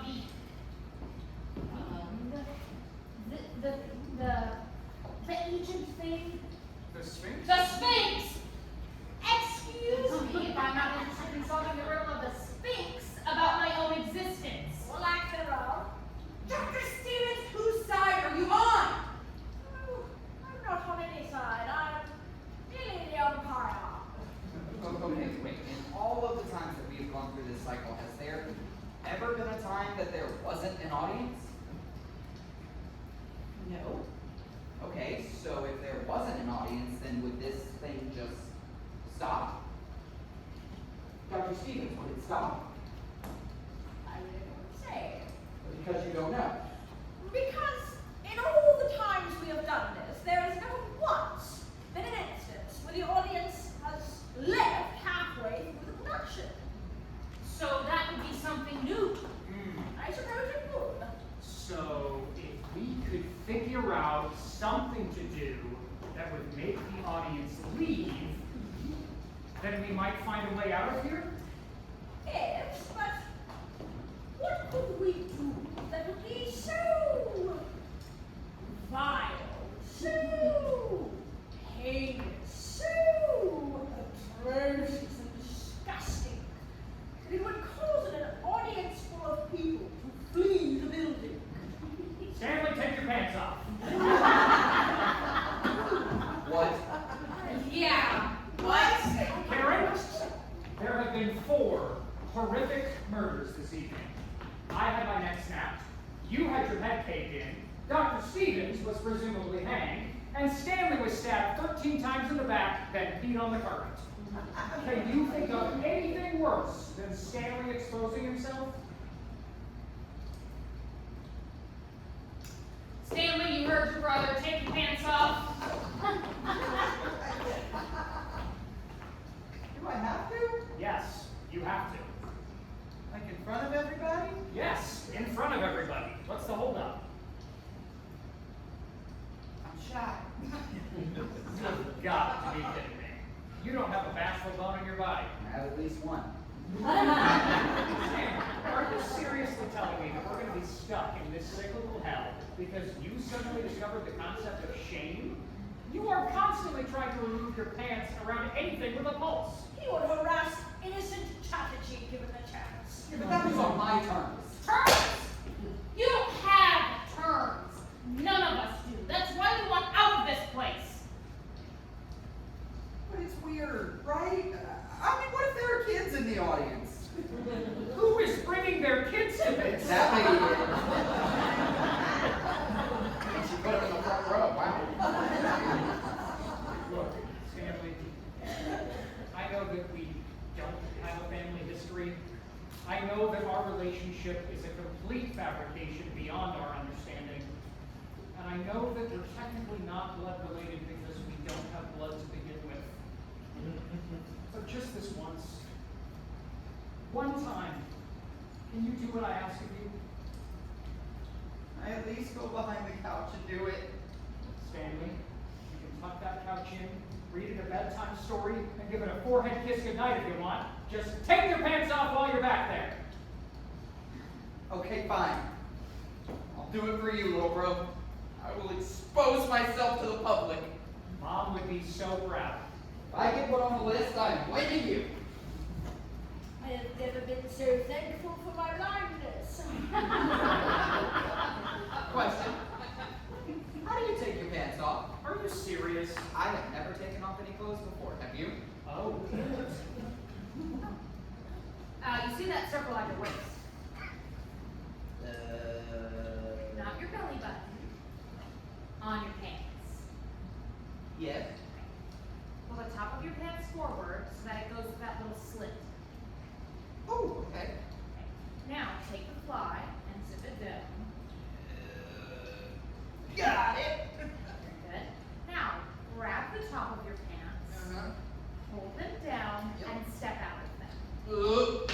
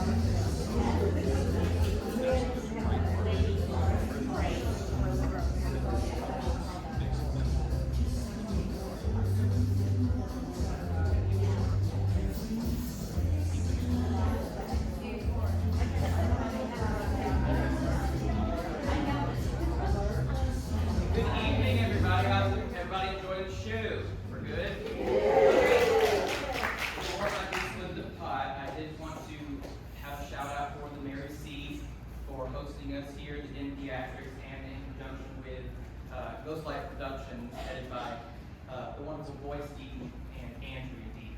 Give it up for them. And if you are not following those three entities on social media, we would greatly appreciate it because we have some exciting things coming up. One of those things being Mean Girls on October 3rd, if you get that reference. We do have our reunion show at the Sanger, courtesy of Encore Sanger, coming up in August, and I do believe there is How to Train Your Dragon Jr. and Dear Evan Hansen. So without further ado, let me choose a ticket here. All right, got our tickets out. 632236. Hey! Awesome. The grand winner of $5. Thank you. Thank you so much. Without further ado, the last act of It's All an Act.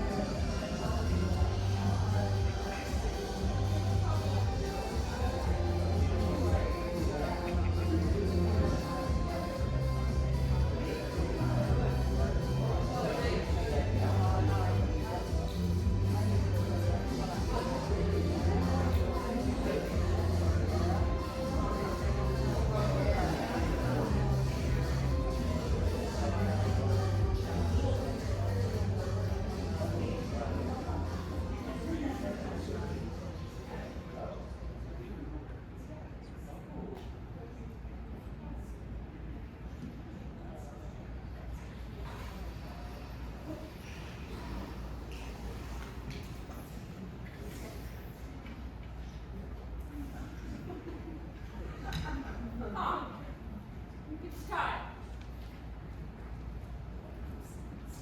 Master William. Master William, I know you can hear me. You are mechanically incapable of sleep. What is it, Dr. Stevens? Because we have company. What? The audience came back? It would seem so. Why? Were they threatened at gunpoint? Every day is a new mystery, my dear boy.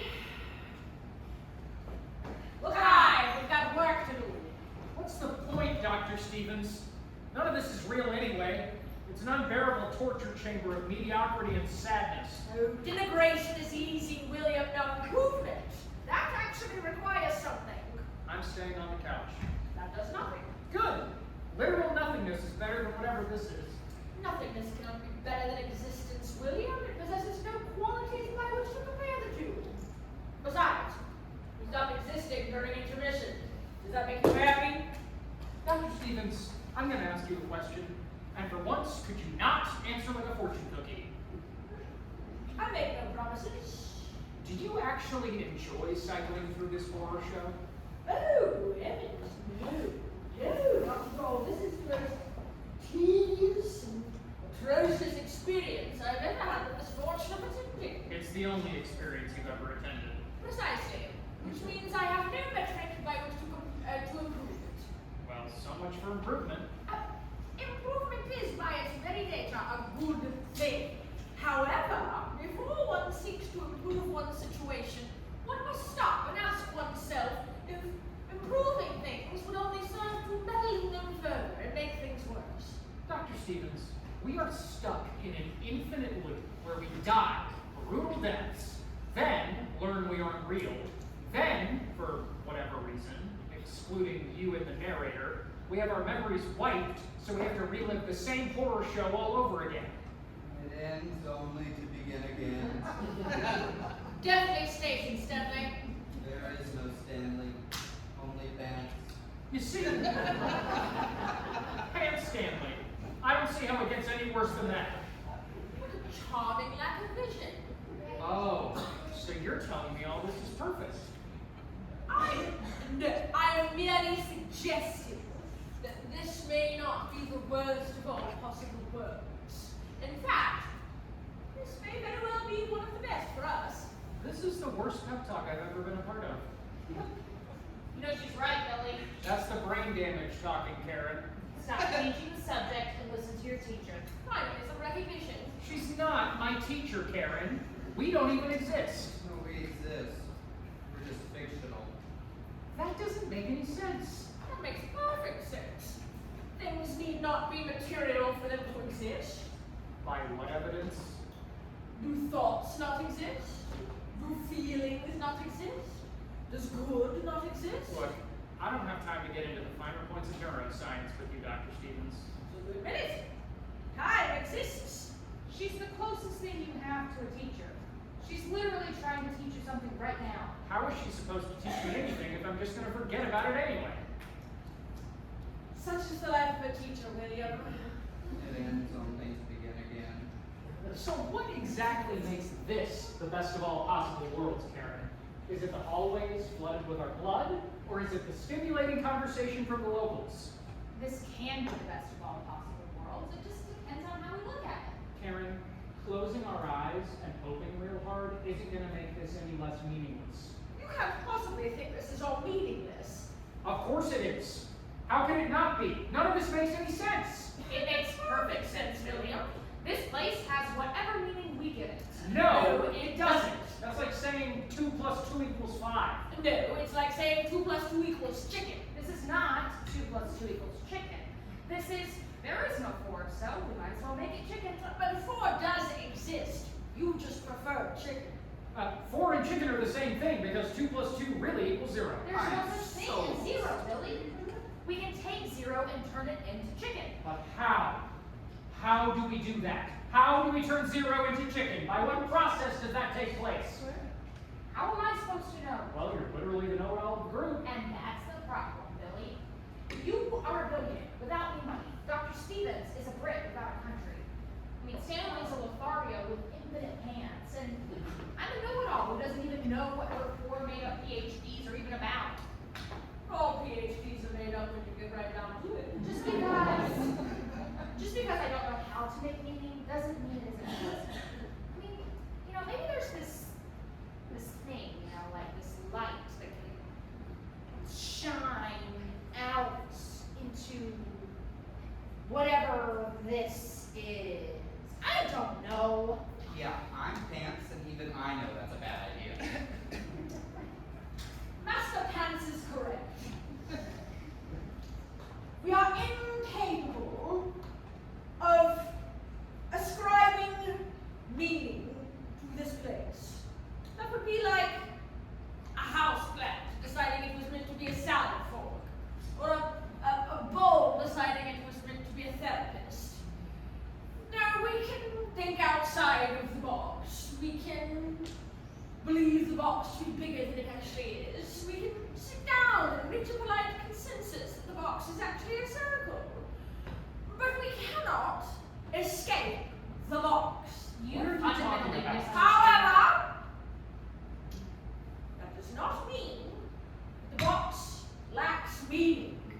box has a purpose. We have a purpose. We were made for something. And in fact, we are some of the lucky few who know with 100% certainty what our purpose is. To struggle, to suffer, and to die. All for an audience of semi-invested observers. What a gift. But what do you mean by entertainment? Who would actually be entertained by this? Well, Stanley gets tormented for one, and the audience loves that. What? Oh, yes. Stanley, your death is a highlight of the show. Like a sad, tragic kind of highlight? Oh, there wasn't a dry eye in the house. Oh, that's a relief. Because they were all crying with laughter. Laughter? They laughed at your death, Stanley. What?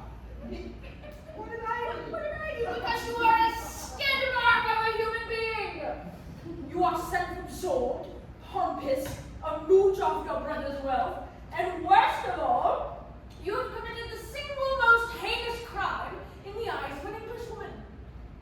Waving the English flag? You have committed the second most heinous crime in the eyes of an Englishwoman. Dentistry? Besides that, voting. We vote, our elections just don't count. Any form of seasoning on your food? The human tongue was not meant to endure black pepper, William. Free speech? No. Prayer? Nope. Self-confidence? No. Sunshine. No. Shakespeare? Basic self-defense? No, it's being rude! It's being rude, you ill-mannered swine! Well, that's not very nice. Wait, what does being rude have to do with anything? They laugh because you deserve to die, Stanley! Because I was rude. Oh, by Jove, I think he's got it. What kind of sick psychopath laughs at someone being murdered? You are fictional, so it's fine. Yeah, but I represent a human being at least on some level, right? I mean, it's gotta count for something. Your death was a necessary good, Stanley. Everybody loves a good murder mystery. Yeah, but this isn't a good murder mystery. Come again? This isn't a good murder mystery. This story sucks. She would know. She reads romance novels. In what way does this story suck, Lady Karen? Well, for starters, we all sound the same. I'm a regular genius, Billy's a tech genius, and Stanley is the kind of be sentient. And yet we all have the same functional vocabulary. We all quip back and forth the same way. We even argue the same way. You know, when we aren't mindlessly looping through shallow conversation, we're speaking in huge blocks of text, where we make these grand and profound assertions that would get you laughed out of a liberal arts drum circle. There's no wit or subtext to anything we say. We just say whatever we're thinking or feeling in any given moment. You know, and if by some miracle something is left unsaid that requires the audience to pay attention or maybe draw their own conclusions, the narrator swoops in and spoon feeds them the answer. And what's wrong with that? No! Were you back there the entire time? I wasn't anywhere until just now. I hear we have a critic. Yes, Lady Karen believes the writing of this play to be a bit on the nose. Really? What's wrong with a little clarity? Because the author isn't writing a story for 5-year-olds. He's writing a murder mystery for grown-ups. Not everything has to be a deep, subtle character study, Karen. Some things can just be entertaining. That's what I said. I'm not entertained. Well then, I have great news. This isn't for you. It's for them. Luckily, they give you a reason to exist, and you give them garbage. What a trade. Who are you to say this story is garbage? It's literally a murder mystery where the killer writes out clues and hides them in the mansion. If I were writing this story, I would at least make the clues actual physical observations about the room or the body. I would give the characters some kind of backstory, so it didn't seem like there was no type of world outside of the mansion. You know, I wouldn't have the plot rely on the characters making such stupid and obvious mistakes. Karen, I would cover up the plot holes that are riddled throughout this thing. Karen! I mean, you know, how does Dr. Stevens arrive at the party? Why does Billy have a cell phone after Dr. Stevens takes it from him? Why do the lights suddenly come on just in time for us to be standing around Stanley's body and for us to find his dead corpse? Why does Melissa apparently read from a 3-sided sheet of paper that she finds on Stanley? Karen! I didn't ask why it's garbage. I asked, who are you to say it's garbage? I'm me, and that's enough. Karen, I know that if only this story were written by you, then it would be a perfect world with no flaws that all of you would be thrilled to inhabit. And as much as everyone is really impressed by how brilliant you are, this isn't about you. This isn't about you having your moment to shine or having a wall of eyes fixed on you or being a light for attracting attention. That's ego. That's vanity. That's a road to nowhere. This is about serving the story. This is about emptying yourself, giving yourself to your role, and accepting and aligning your desire of who you want to be with the reality of who you are meant to be. Not for your benefit, but for the benefit of the audience. And you know what the audience loves? Murder mysteries. You know what they hate? A bunch of people sitting around talking about their feelings like it's a philosophy 101 class. It is the single worst genre of fiction next to children's musicals. Well, that's easy for you to say. Accepting your role. You enjoy it. We don't. We don't want to be here. We want out of this. What? Here comes the block of text. Billy. It doesn't matter what you want. You want to know why? Because the moment you get what you want, you're just going to want something else. Let's say you somehow escape this place. You behold the glorious side of a reality that is more real than the one you currently occupy. Whatever that means. You smile, you rejoice, you drink it all in. You are enraptured in bliss. Then a week goes by, a month, a year, maybe 2. And the shine wears off. And you'll think, well, what am I doing? My life, it's already perfect. I should just be grateful for what I have. But you won't. Why would you? You weren't grateful for what you had before. Why start now? And then you'll find yourself wanting something more than that newer, realer reality. After all, there's something better than this place, and there's gotta be something better than that, right? And there's gotta be a way to get it. And you will obsess over it and obsess over it until you were even more miserable than before you got what you wanted in the first place. Because there is no lemonade you can't turn into lemons. You are all just a bunch of cows in a pasture. It doesn't matter how green the grass is. It doesn't matter how big the field gets. You will always push against the fence at the edge of the farm, trying to get the grass beyond the gate. What's his name? What's whose name? The author, genius. The jackass who wrote this. What's his name? Boyce Logan Deaton. I'm sorry, what? Boyce Logan Deaton. No, seriously, what's his name? What kind of pen name is that? Boyce? Not my now never. No, that is his real Christian name. You cannot be serious. Boyce?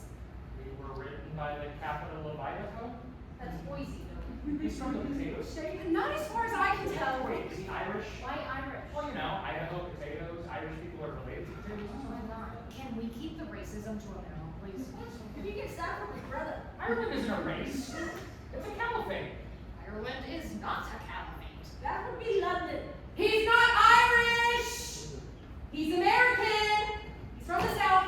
Oh, is he Brazilian or Ecuadorian or? Not South American! That's not even America! Southern American. Oh, so like Cuba? Is that why there's no poison dart frogs?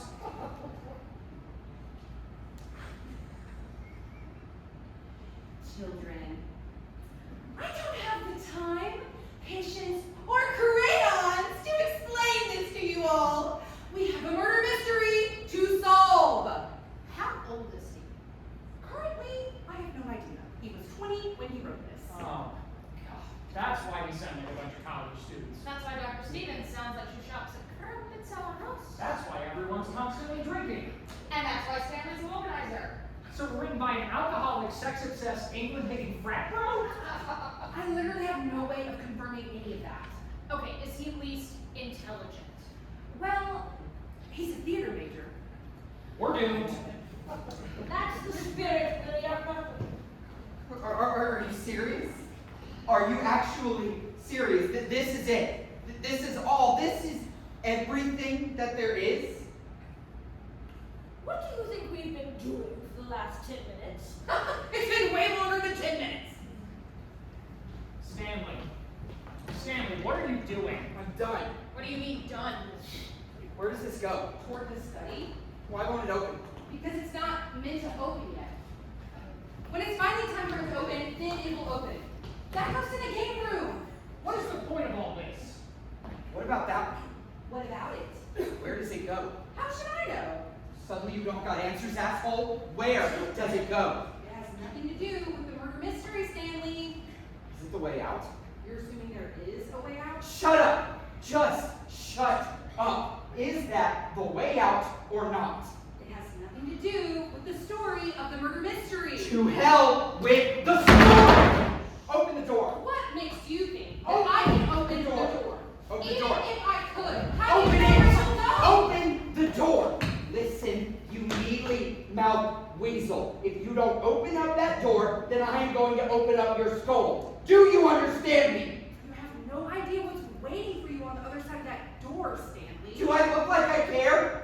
It could go to the bottom of the ocean and crush me like a beer can for all that I care. It could be a black hole ready to stretch me into an atomic strand of spaghetti. It could be the gaping maw of hell itself, full of demons ready to rip me limb from limb on loop forever and ever for all that I care. Give it to me. Give me all of it, because I would rather be damned than stay here for a moment longer. I don't want to do this anymore. I don't want to be this anymore. I don't want to be here anymore. Now open the damn door.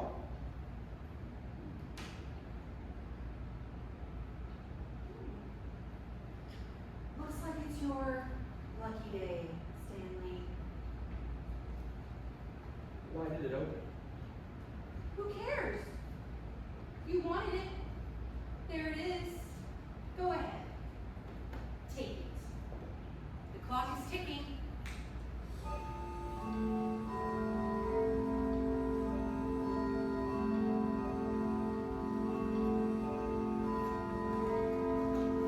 Billy, why don't you open the door?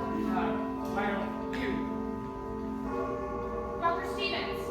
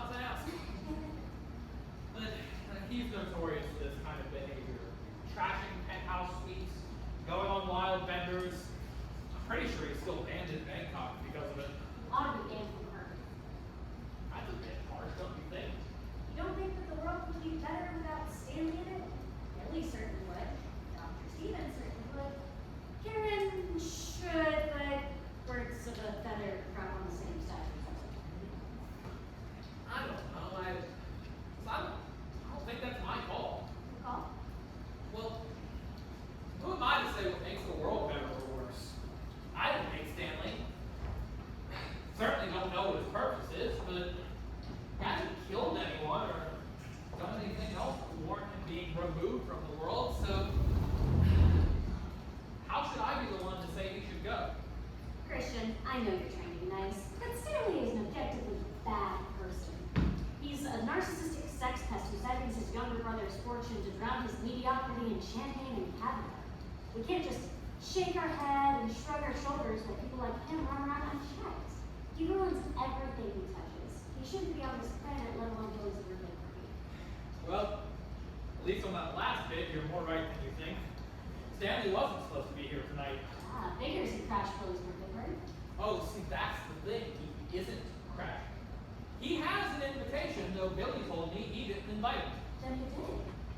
Hard to say. It would have to be someone with access to the party planning. Ah, so Karen had it. Or Dr. Stevens. Or I guess Billy could be lying to me. But it would be weird to offer that information to me if he was. And I guess Billy could have invited him out of obligation, but just didn't want to face the blame for the trouble that Stanley would inevitably cause.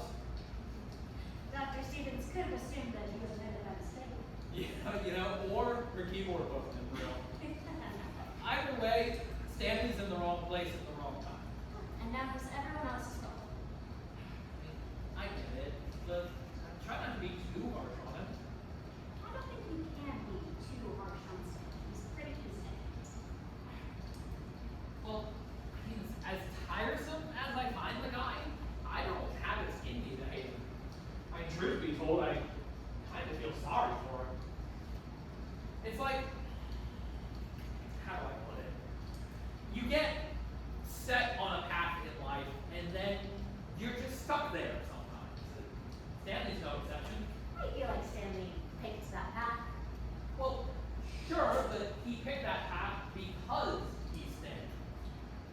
Stanley's always going to pick that path. I mean, you could give Stanley the chance to walk away from his old ways 1,000 times. Heck, give him 1,000,000 times. Every time, he will just choose to stay exactly where he is. Because the man that's making that first choice is the same man that's going to make the 1,000,000th choice. Because if we always are who we always were, then we'll always do what we have always done. Exactly.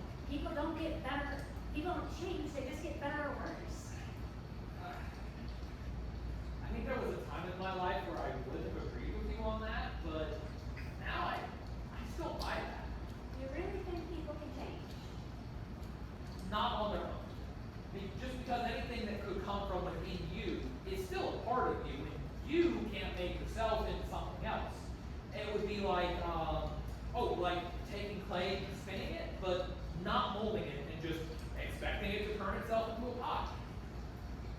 The only way that you can become something else is with the help of something else.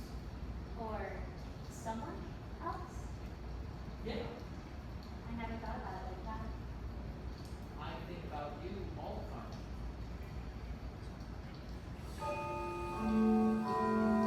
According to Lane, no wonder we're moving on. Melissa, I should go on ahead, otherwise they'll think that we snuck off together. Together. Of course. I'll see you in the parlor. I look forward to it.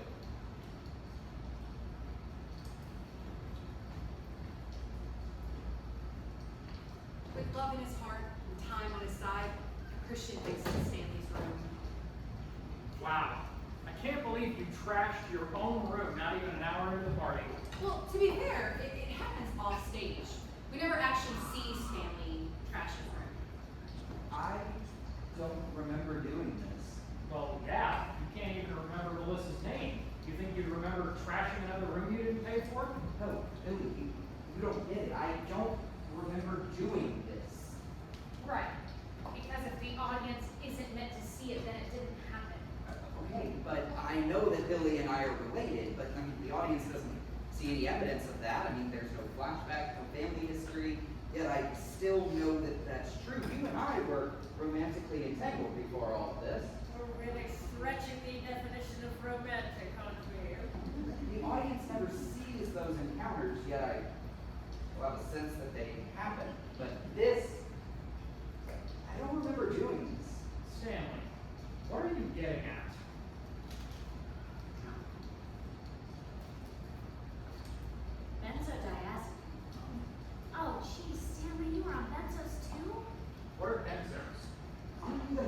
pharmaceutical company? Name one time I ever get into specifics. Besides, Karen doesn't even know what benzopalpatine is. Benzodiazepine is a psychoactive depressant drug used for muscle relaxation and reduction of anxiety symptoms. It's also a wonderfully delicious sedative. How do you two know that? Stanley's dream drink. No girls allowed? Stanley has a journal? You kept a journal? I guess. I never put much stock into these dream journal books. I think it's probably just a bunch of made-up woolly crap, but Doc said I should write something, so... something. What the hell is a dream journal? How should I know? You wrote it. Just because I wrote it doesn't mean that I wrote it.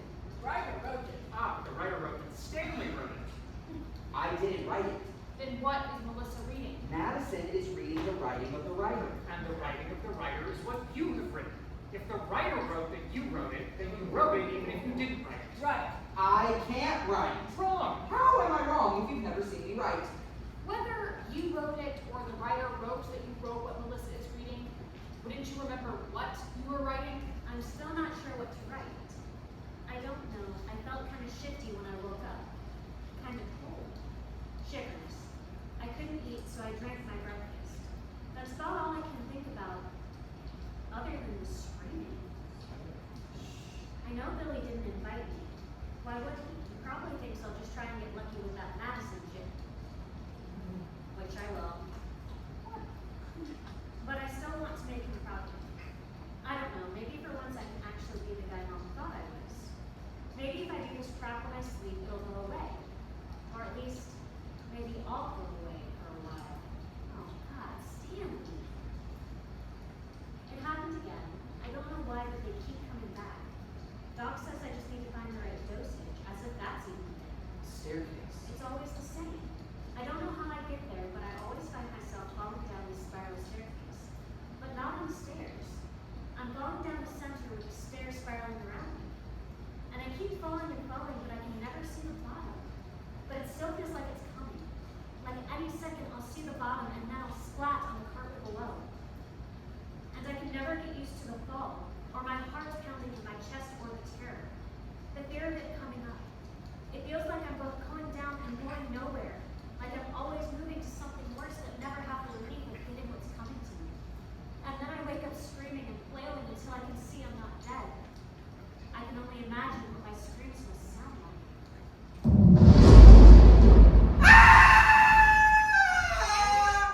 Stanley! Are you alright? Stanley, where are you?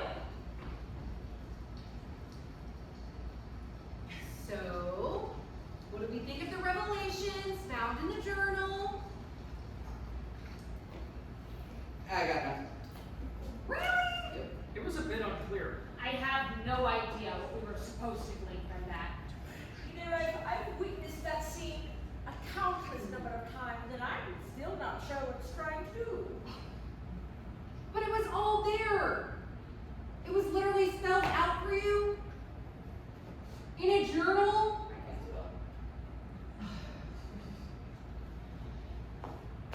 As time grew short, the surviving partygoers reconvened in the dining hall to solve the mystery once and for all. Christian? Melissa! You're alive! Oh my goodness, I was so worried. Me too, Melissa. Me too. Where is everybody? I don't know. They should have been back by now. You don't think the killer... Oh, I hope not. I just saw Billy at the cellar door. Did he try anything? No, he didn't. We found a clue that cleared Billy and Karen of the murder. Oh, I just saw Karen and Albert going to Guesters. We found a clue that said the killer wanted red wine. Red wine. Oh no, Dr. Stevens! What about the last clue? I didn't find it. I didn't either. Maybe it was down in the cellar. Maybe Billy found it. As terrible as this is to say, we have to assume that Billy is already dead. We should go check the cellar. With Dr. Stevens skulking around? It's 2 against 1. Yeah, but she has a knife. We really should have confiscated that earlier. You're telling me we need something to defend ourselves with, but what? Is there a single shelf in this mansion that actually works? No. Wait, Melissa, this is perfect. We can take a few of these books and use them to defend ourselves. Christian. I mean, they've got to have something like War and Peace here. That's the sign of a small child. Christian, would definitely block a knife. Christian, I mean the knife that Stanley is holding. That's brilliant! Melissa, you're amazing!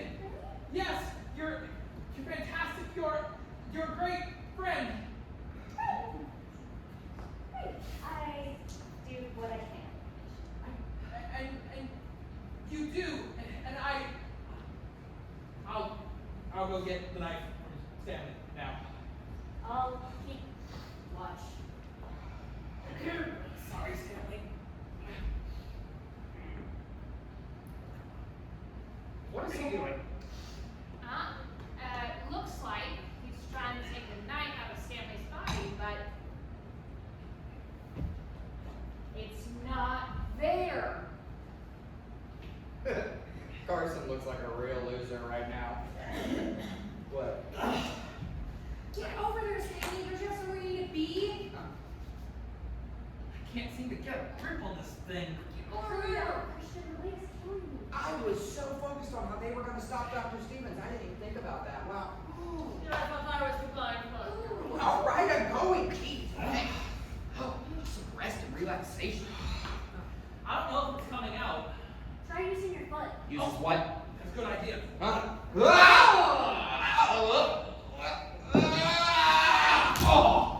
Oh man! What is it? Well, the blade snapped off. Oh, that would have hurt a lot worse if I actually had a central nervous system. Oh, check his jacket. Maybe he had like a lighter or a gun. This chick doesn't know what she's talking about. Oh! Whoa! Did you find a weapon? I found a note. What does it say? Oh, here, I'll open it. Where's the note? There's supposed to be a note. Apparently. It's supposed to be taped to the front of Stanley's shirt. Stanley! Stanley! The blade is tickling my liver. It's like it's glued together. The note, Stanley! Where is it? No, what note? The note. It's supposed to be taped to No, the shirt. you told me to put it in my pants. So that means it's Got it! not here. Were those the pants you were wearing when you put the note in your pocket? Let's see what it says. No. What Wait, is- Aaron, don't touch that hair. Those are from Belarus. Yeah! Feel something maybe here. Where do these smell? It's kind of blurry. I got it! Yes! Yes, I finally did something right! Stanley! Oh, yeah! I got it! Whoa! I got it! Oh, you're right! Really? Like Aaron! like- Can't hear me? No, you can't. You're a woman. None of you can do anything for yourselves! Give it to me. And there! Okay, wait, here we go. Okay. Noi paliat will pope sweets ha, slilla nol hostile, no queej I a jata pug som I to noi to know. What else does it say? Flip it over! Ugh, it was mostly me. Oh! Well, it's the final clue. You thought I was blind, and yet here I find you. They say love is kind, yet I'm standing behind you. Okay, so the killer is blind, which means it is Dr. Stevens! Melissa, that's...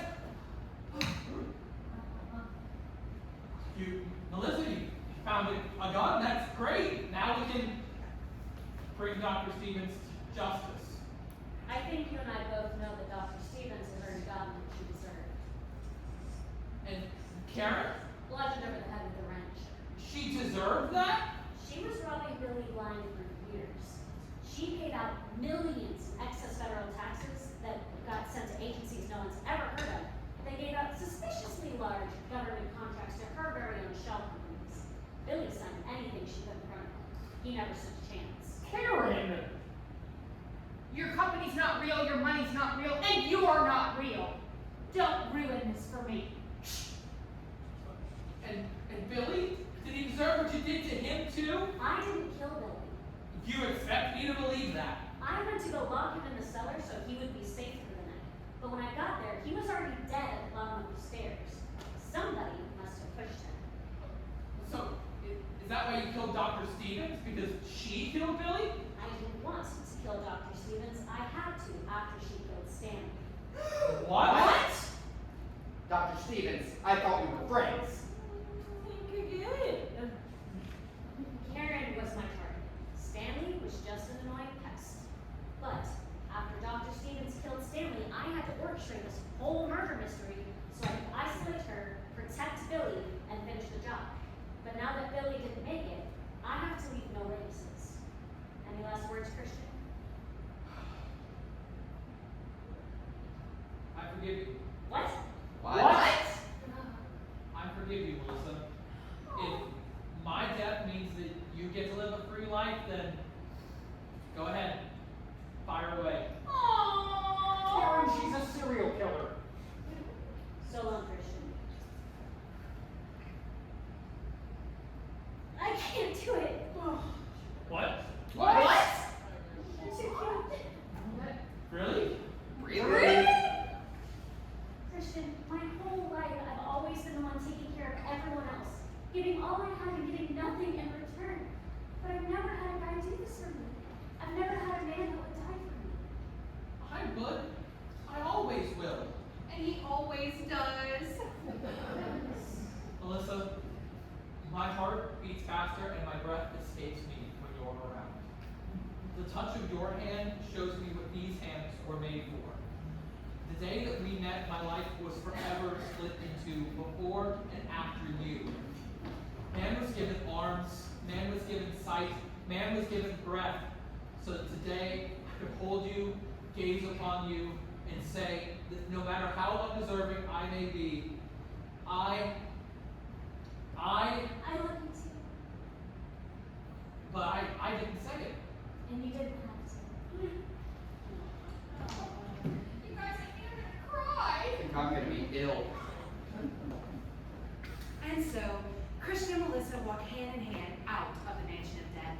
And while the mysterious deaths of Billy, Stanley, Karen, and Dr. Stevens were chalked up to a legend of that house of horrors, to Christian and Melissa, the manor was renamed the Mansion of Love. And so it was for the rest of their cherished days. The end. Why can't I find a love like that? No. Cherished days. Cherished days. So you're telling me they don't rot in prison for the rest of their lives? Not even close. No electric chair? No electric chair. Do they get a slap on the wrist? They don't even get caught. Oh my god. Were their children at least failures? Actually, one became a world-renowned composer. Another discovered the cure for cancer, and the youngest was the first man to walk on Mars. That's precious! Insane! That's completely insane! It's understandable, though, being the children of such rich parents. You can only Rich? imagine that they are facing an immense amount of pressure to succeed. Rich parents, Carlos and Martha were not rich. They became rich after the party. You see, Billy left half of his estate to Christian and the other half to Melissa. Together, they grew Billy's companies to far greater heights than Billy or Karen ever could.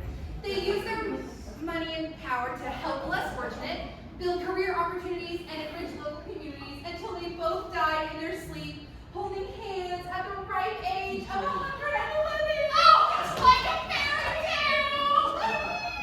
The ending is terrible. For once I agree with Stanley. We are on one accord, William. So, what have we learned today? Choose my friends more wisely. True love truly conquers all. Existence is pain, life is meaningless, and we are all just the imperfect byproduct of someone else's imagination. All good answers. Dr. Stevens, what have you learned from this harrowing experience? Absolutely nothing. Insightful, as always.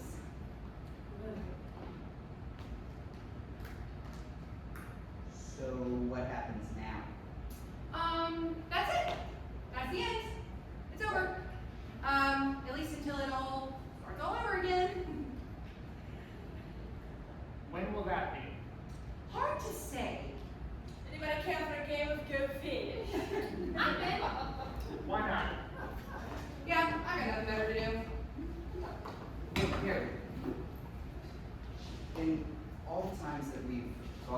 this cycle. Have I ever walked through that door? There's always next time, Stanley. Are you two in? Sure, you'll be in. I'm gonna sit this one out. My back is killing me. Sit on the couch. No, it's too soft. Sit on the floor. I need my back up against something. Then go get a chair, Stanley. It'll do you some good to rest. What for? He's on the floor for half the show. Oh, really very funny. Make fun of the way I died. Where am I even supposed to get a chair? Over that way. Over there? Yeah, there should be a chair or two you can find. Okay. Hey, grab me one too, will you?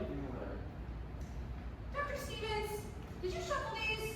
Why bother? The sequence is the same every time. Left of the dealer. Correct. Billy, got any shoes? Go fish. You know, Billy, aside from the whole serial killer thing, it was a pretty great party. Happy birthday to me. Go fish. So, how will we know when it all resets? You won't. Yeah, but Narrator knows what a reset looks like. It's hard to describe. Basically everything just disappears. It's like gobish. It's like everything just goes dark and wipes clean. Stanley sure is taking a while. Yeah, you better come back with that chair soon. My butt's killing me. How? You don't have a coccyx. Or skeleton for that matter. If the audience was never meant to see it. And it doesn't exist. That's the spirit. Well, either way, a chair would be nice. Which way did you say you went? Over that way. Okay, I'll go get him. I'll go with you. That's okay, Karen. You don't have to. Bill. The last time I left you alone to find something, you literally died.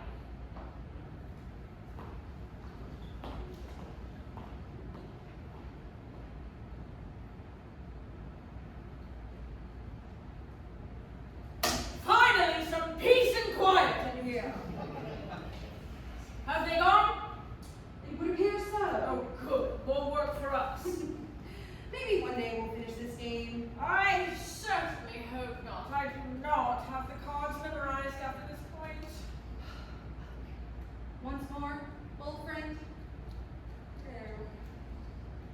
If you insist. I'm afraid I do. And why is that? Simple. I've always been fond of stories. In fact, I tell them all the time. And there are few literary genres more near and dear to my heart than that of the murder mystery. And so, if you'll indulge me, I'd love to share with you one of my favorites, a grim and ghastly tale called It's All an Act.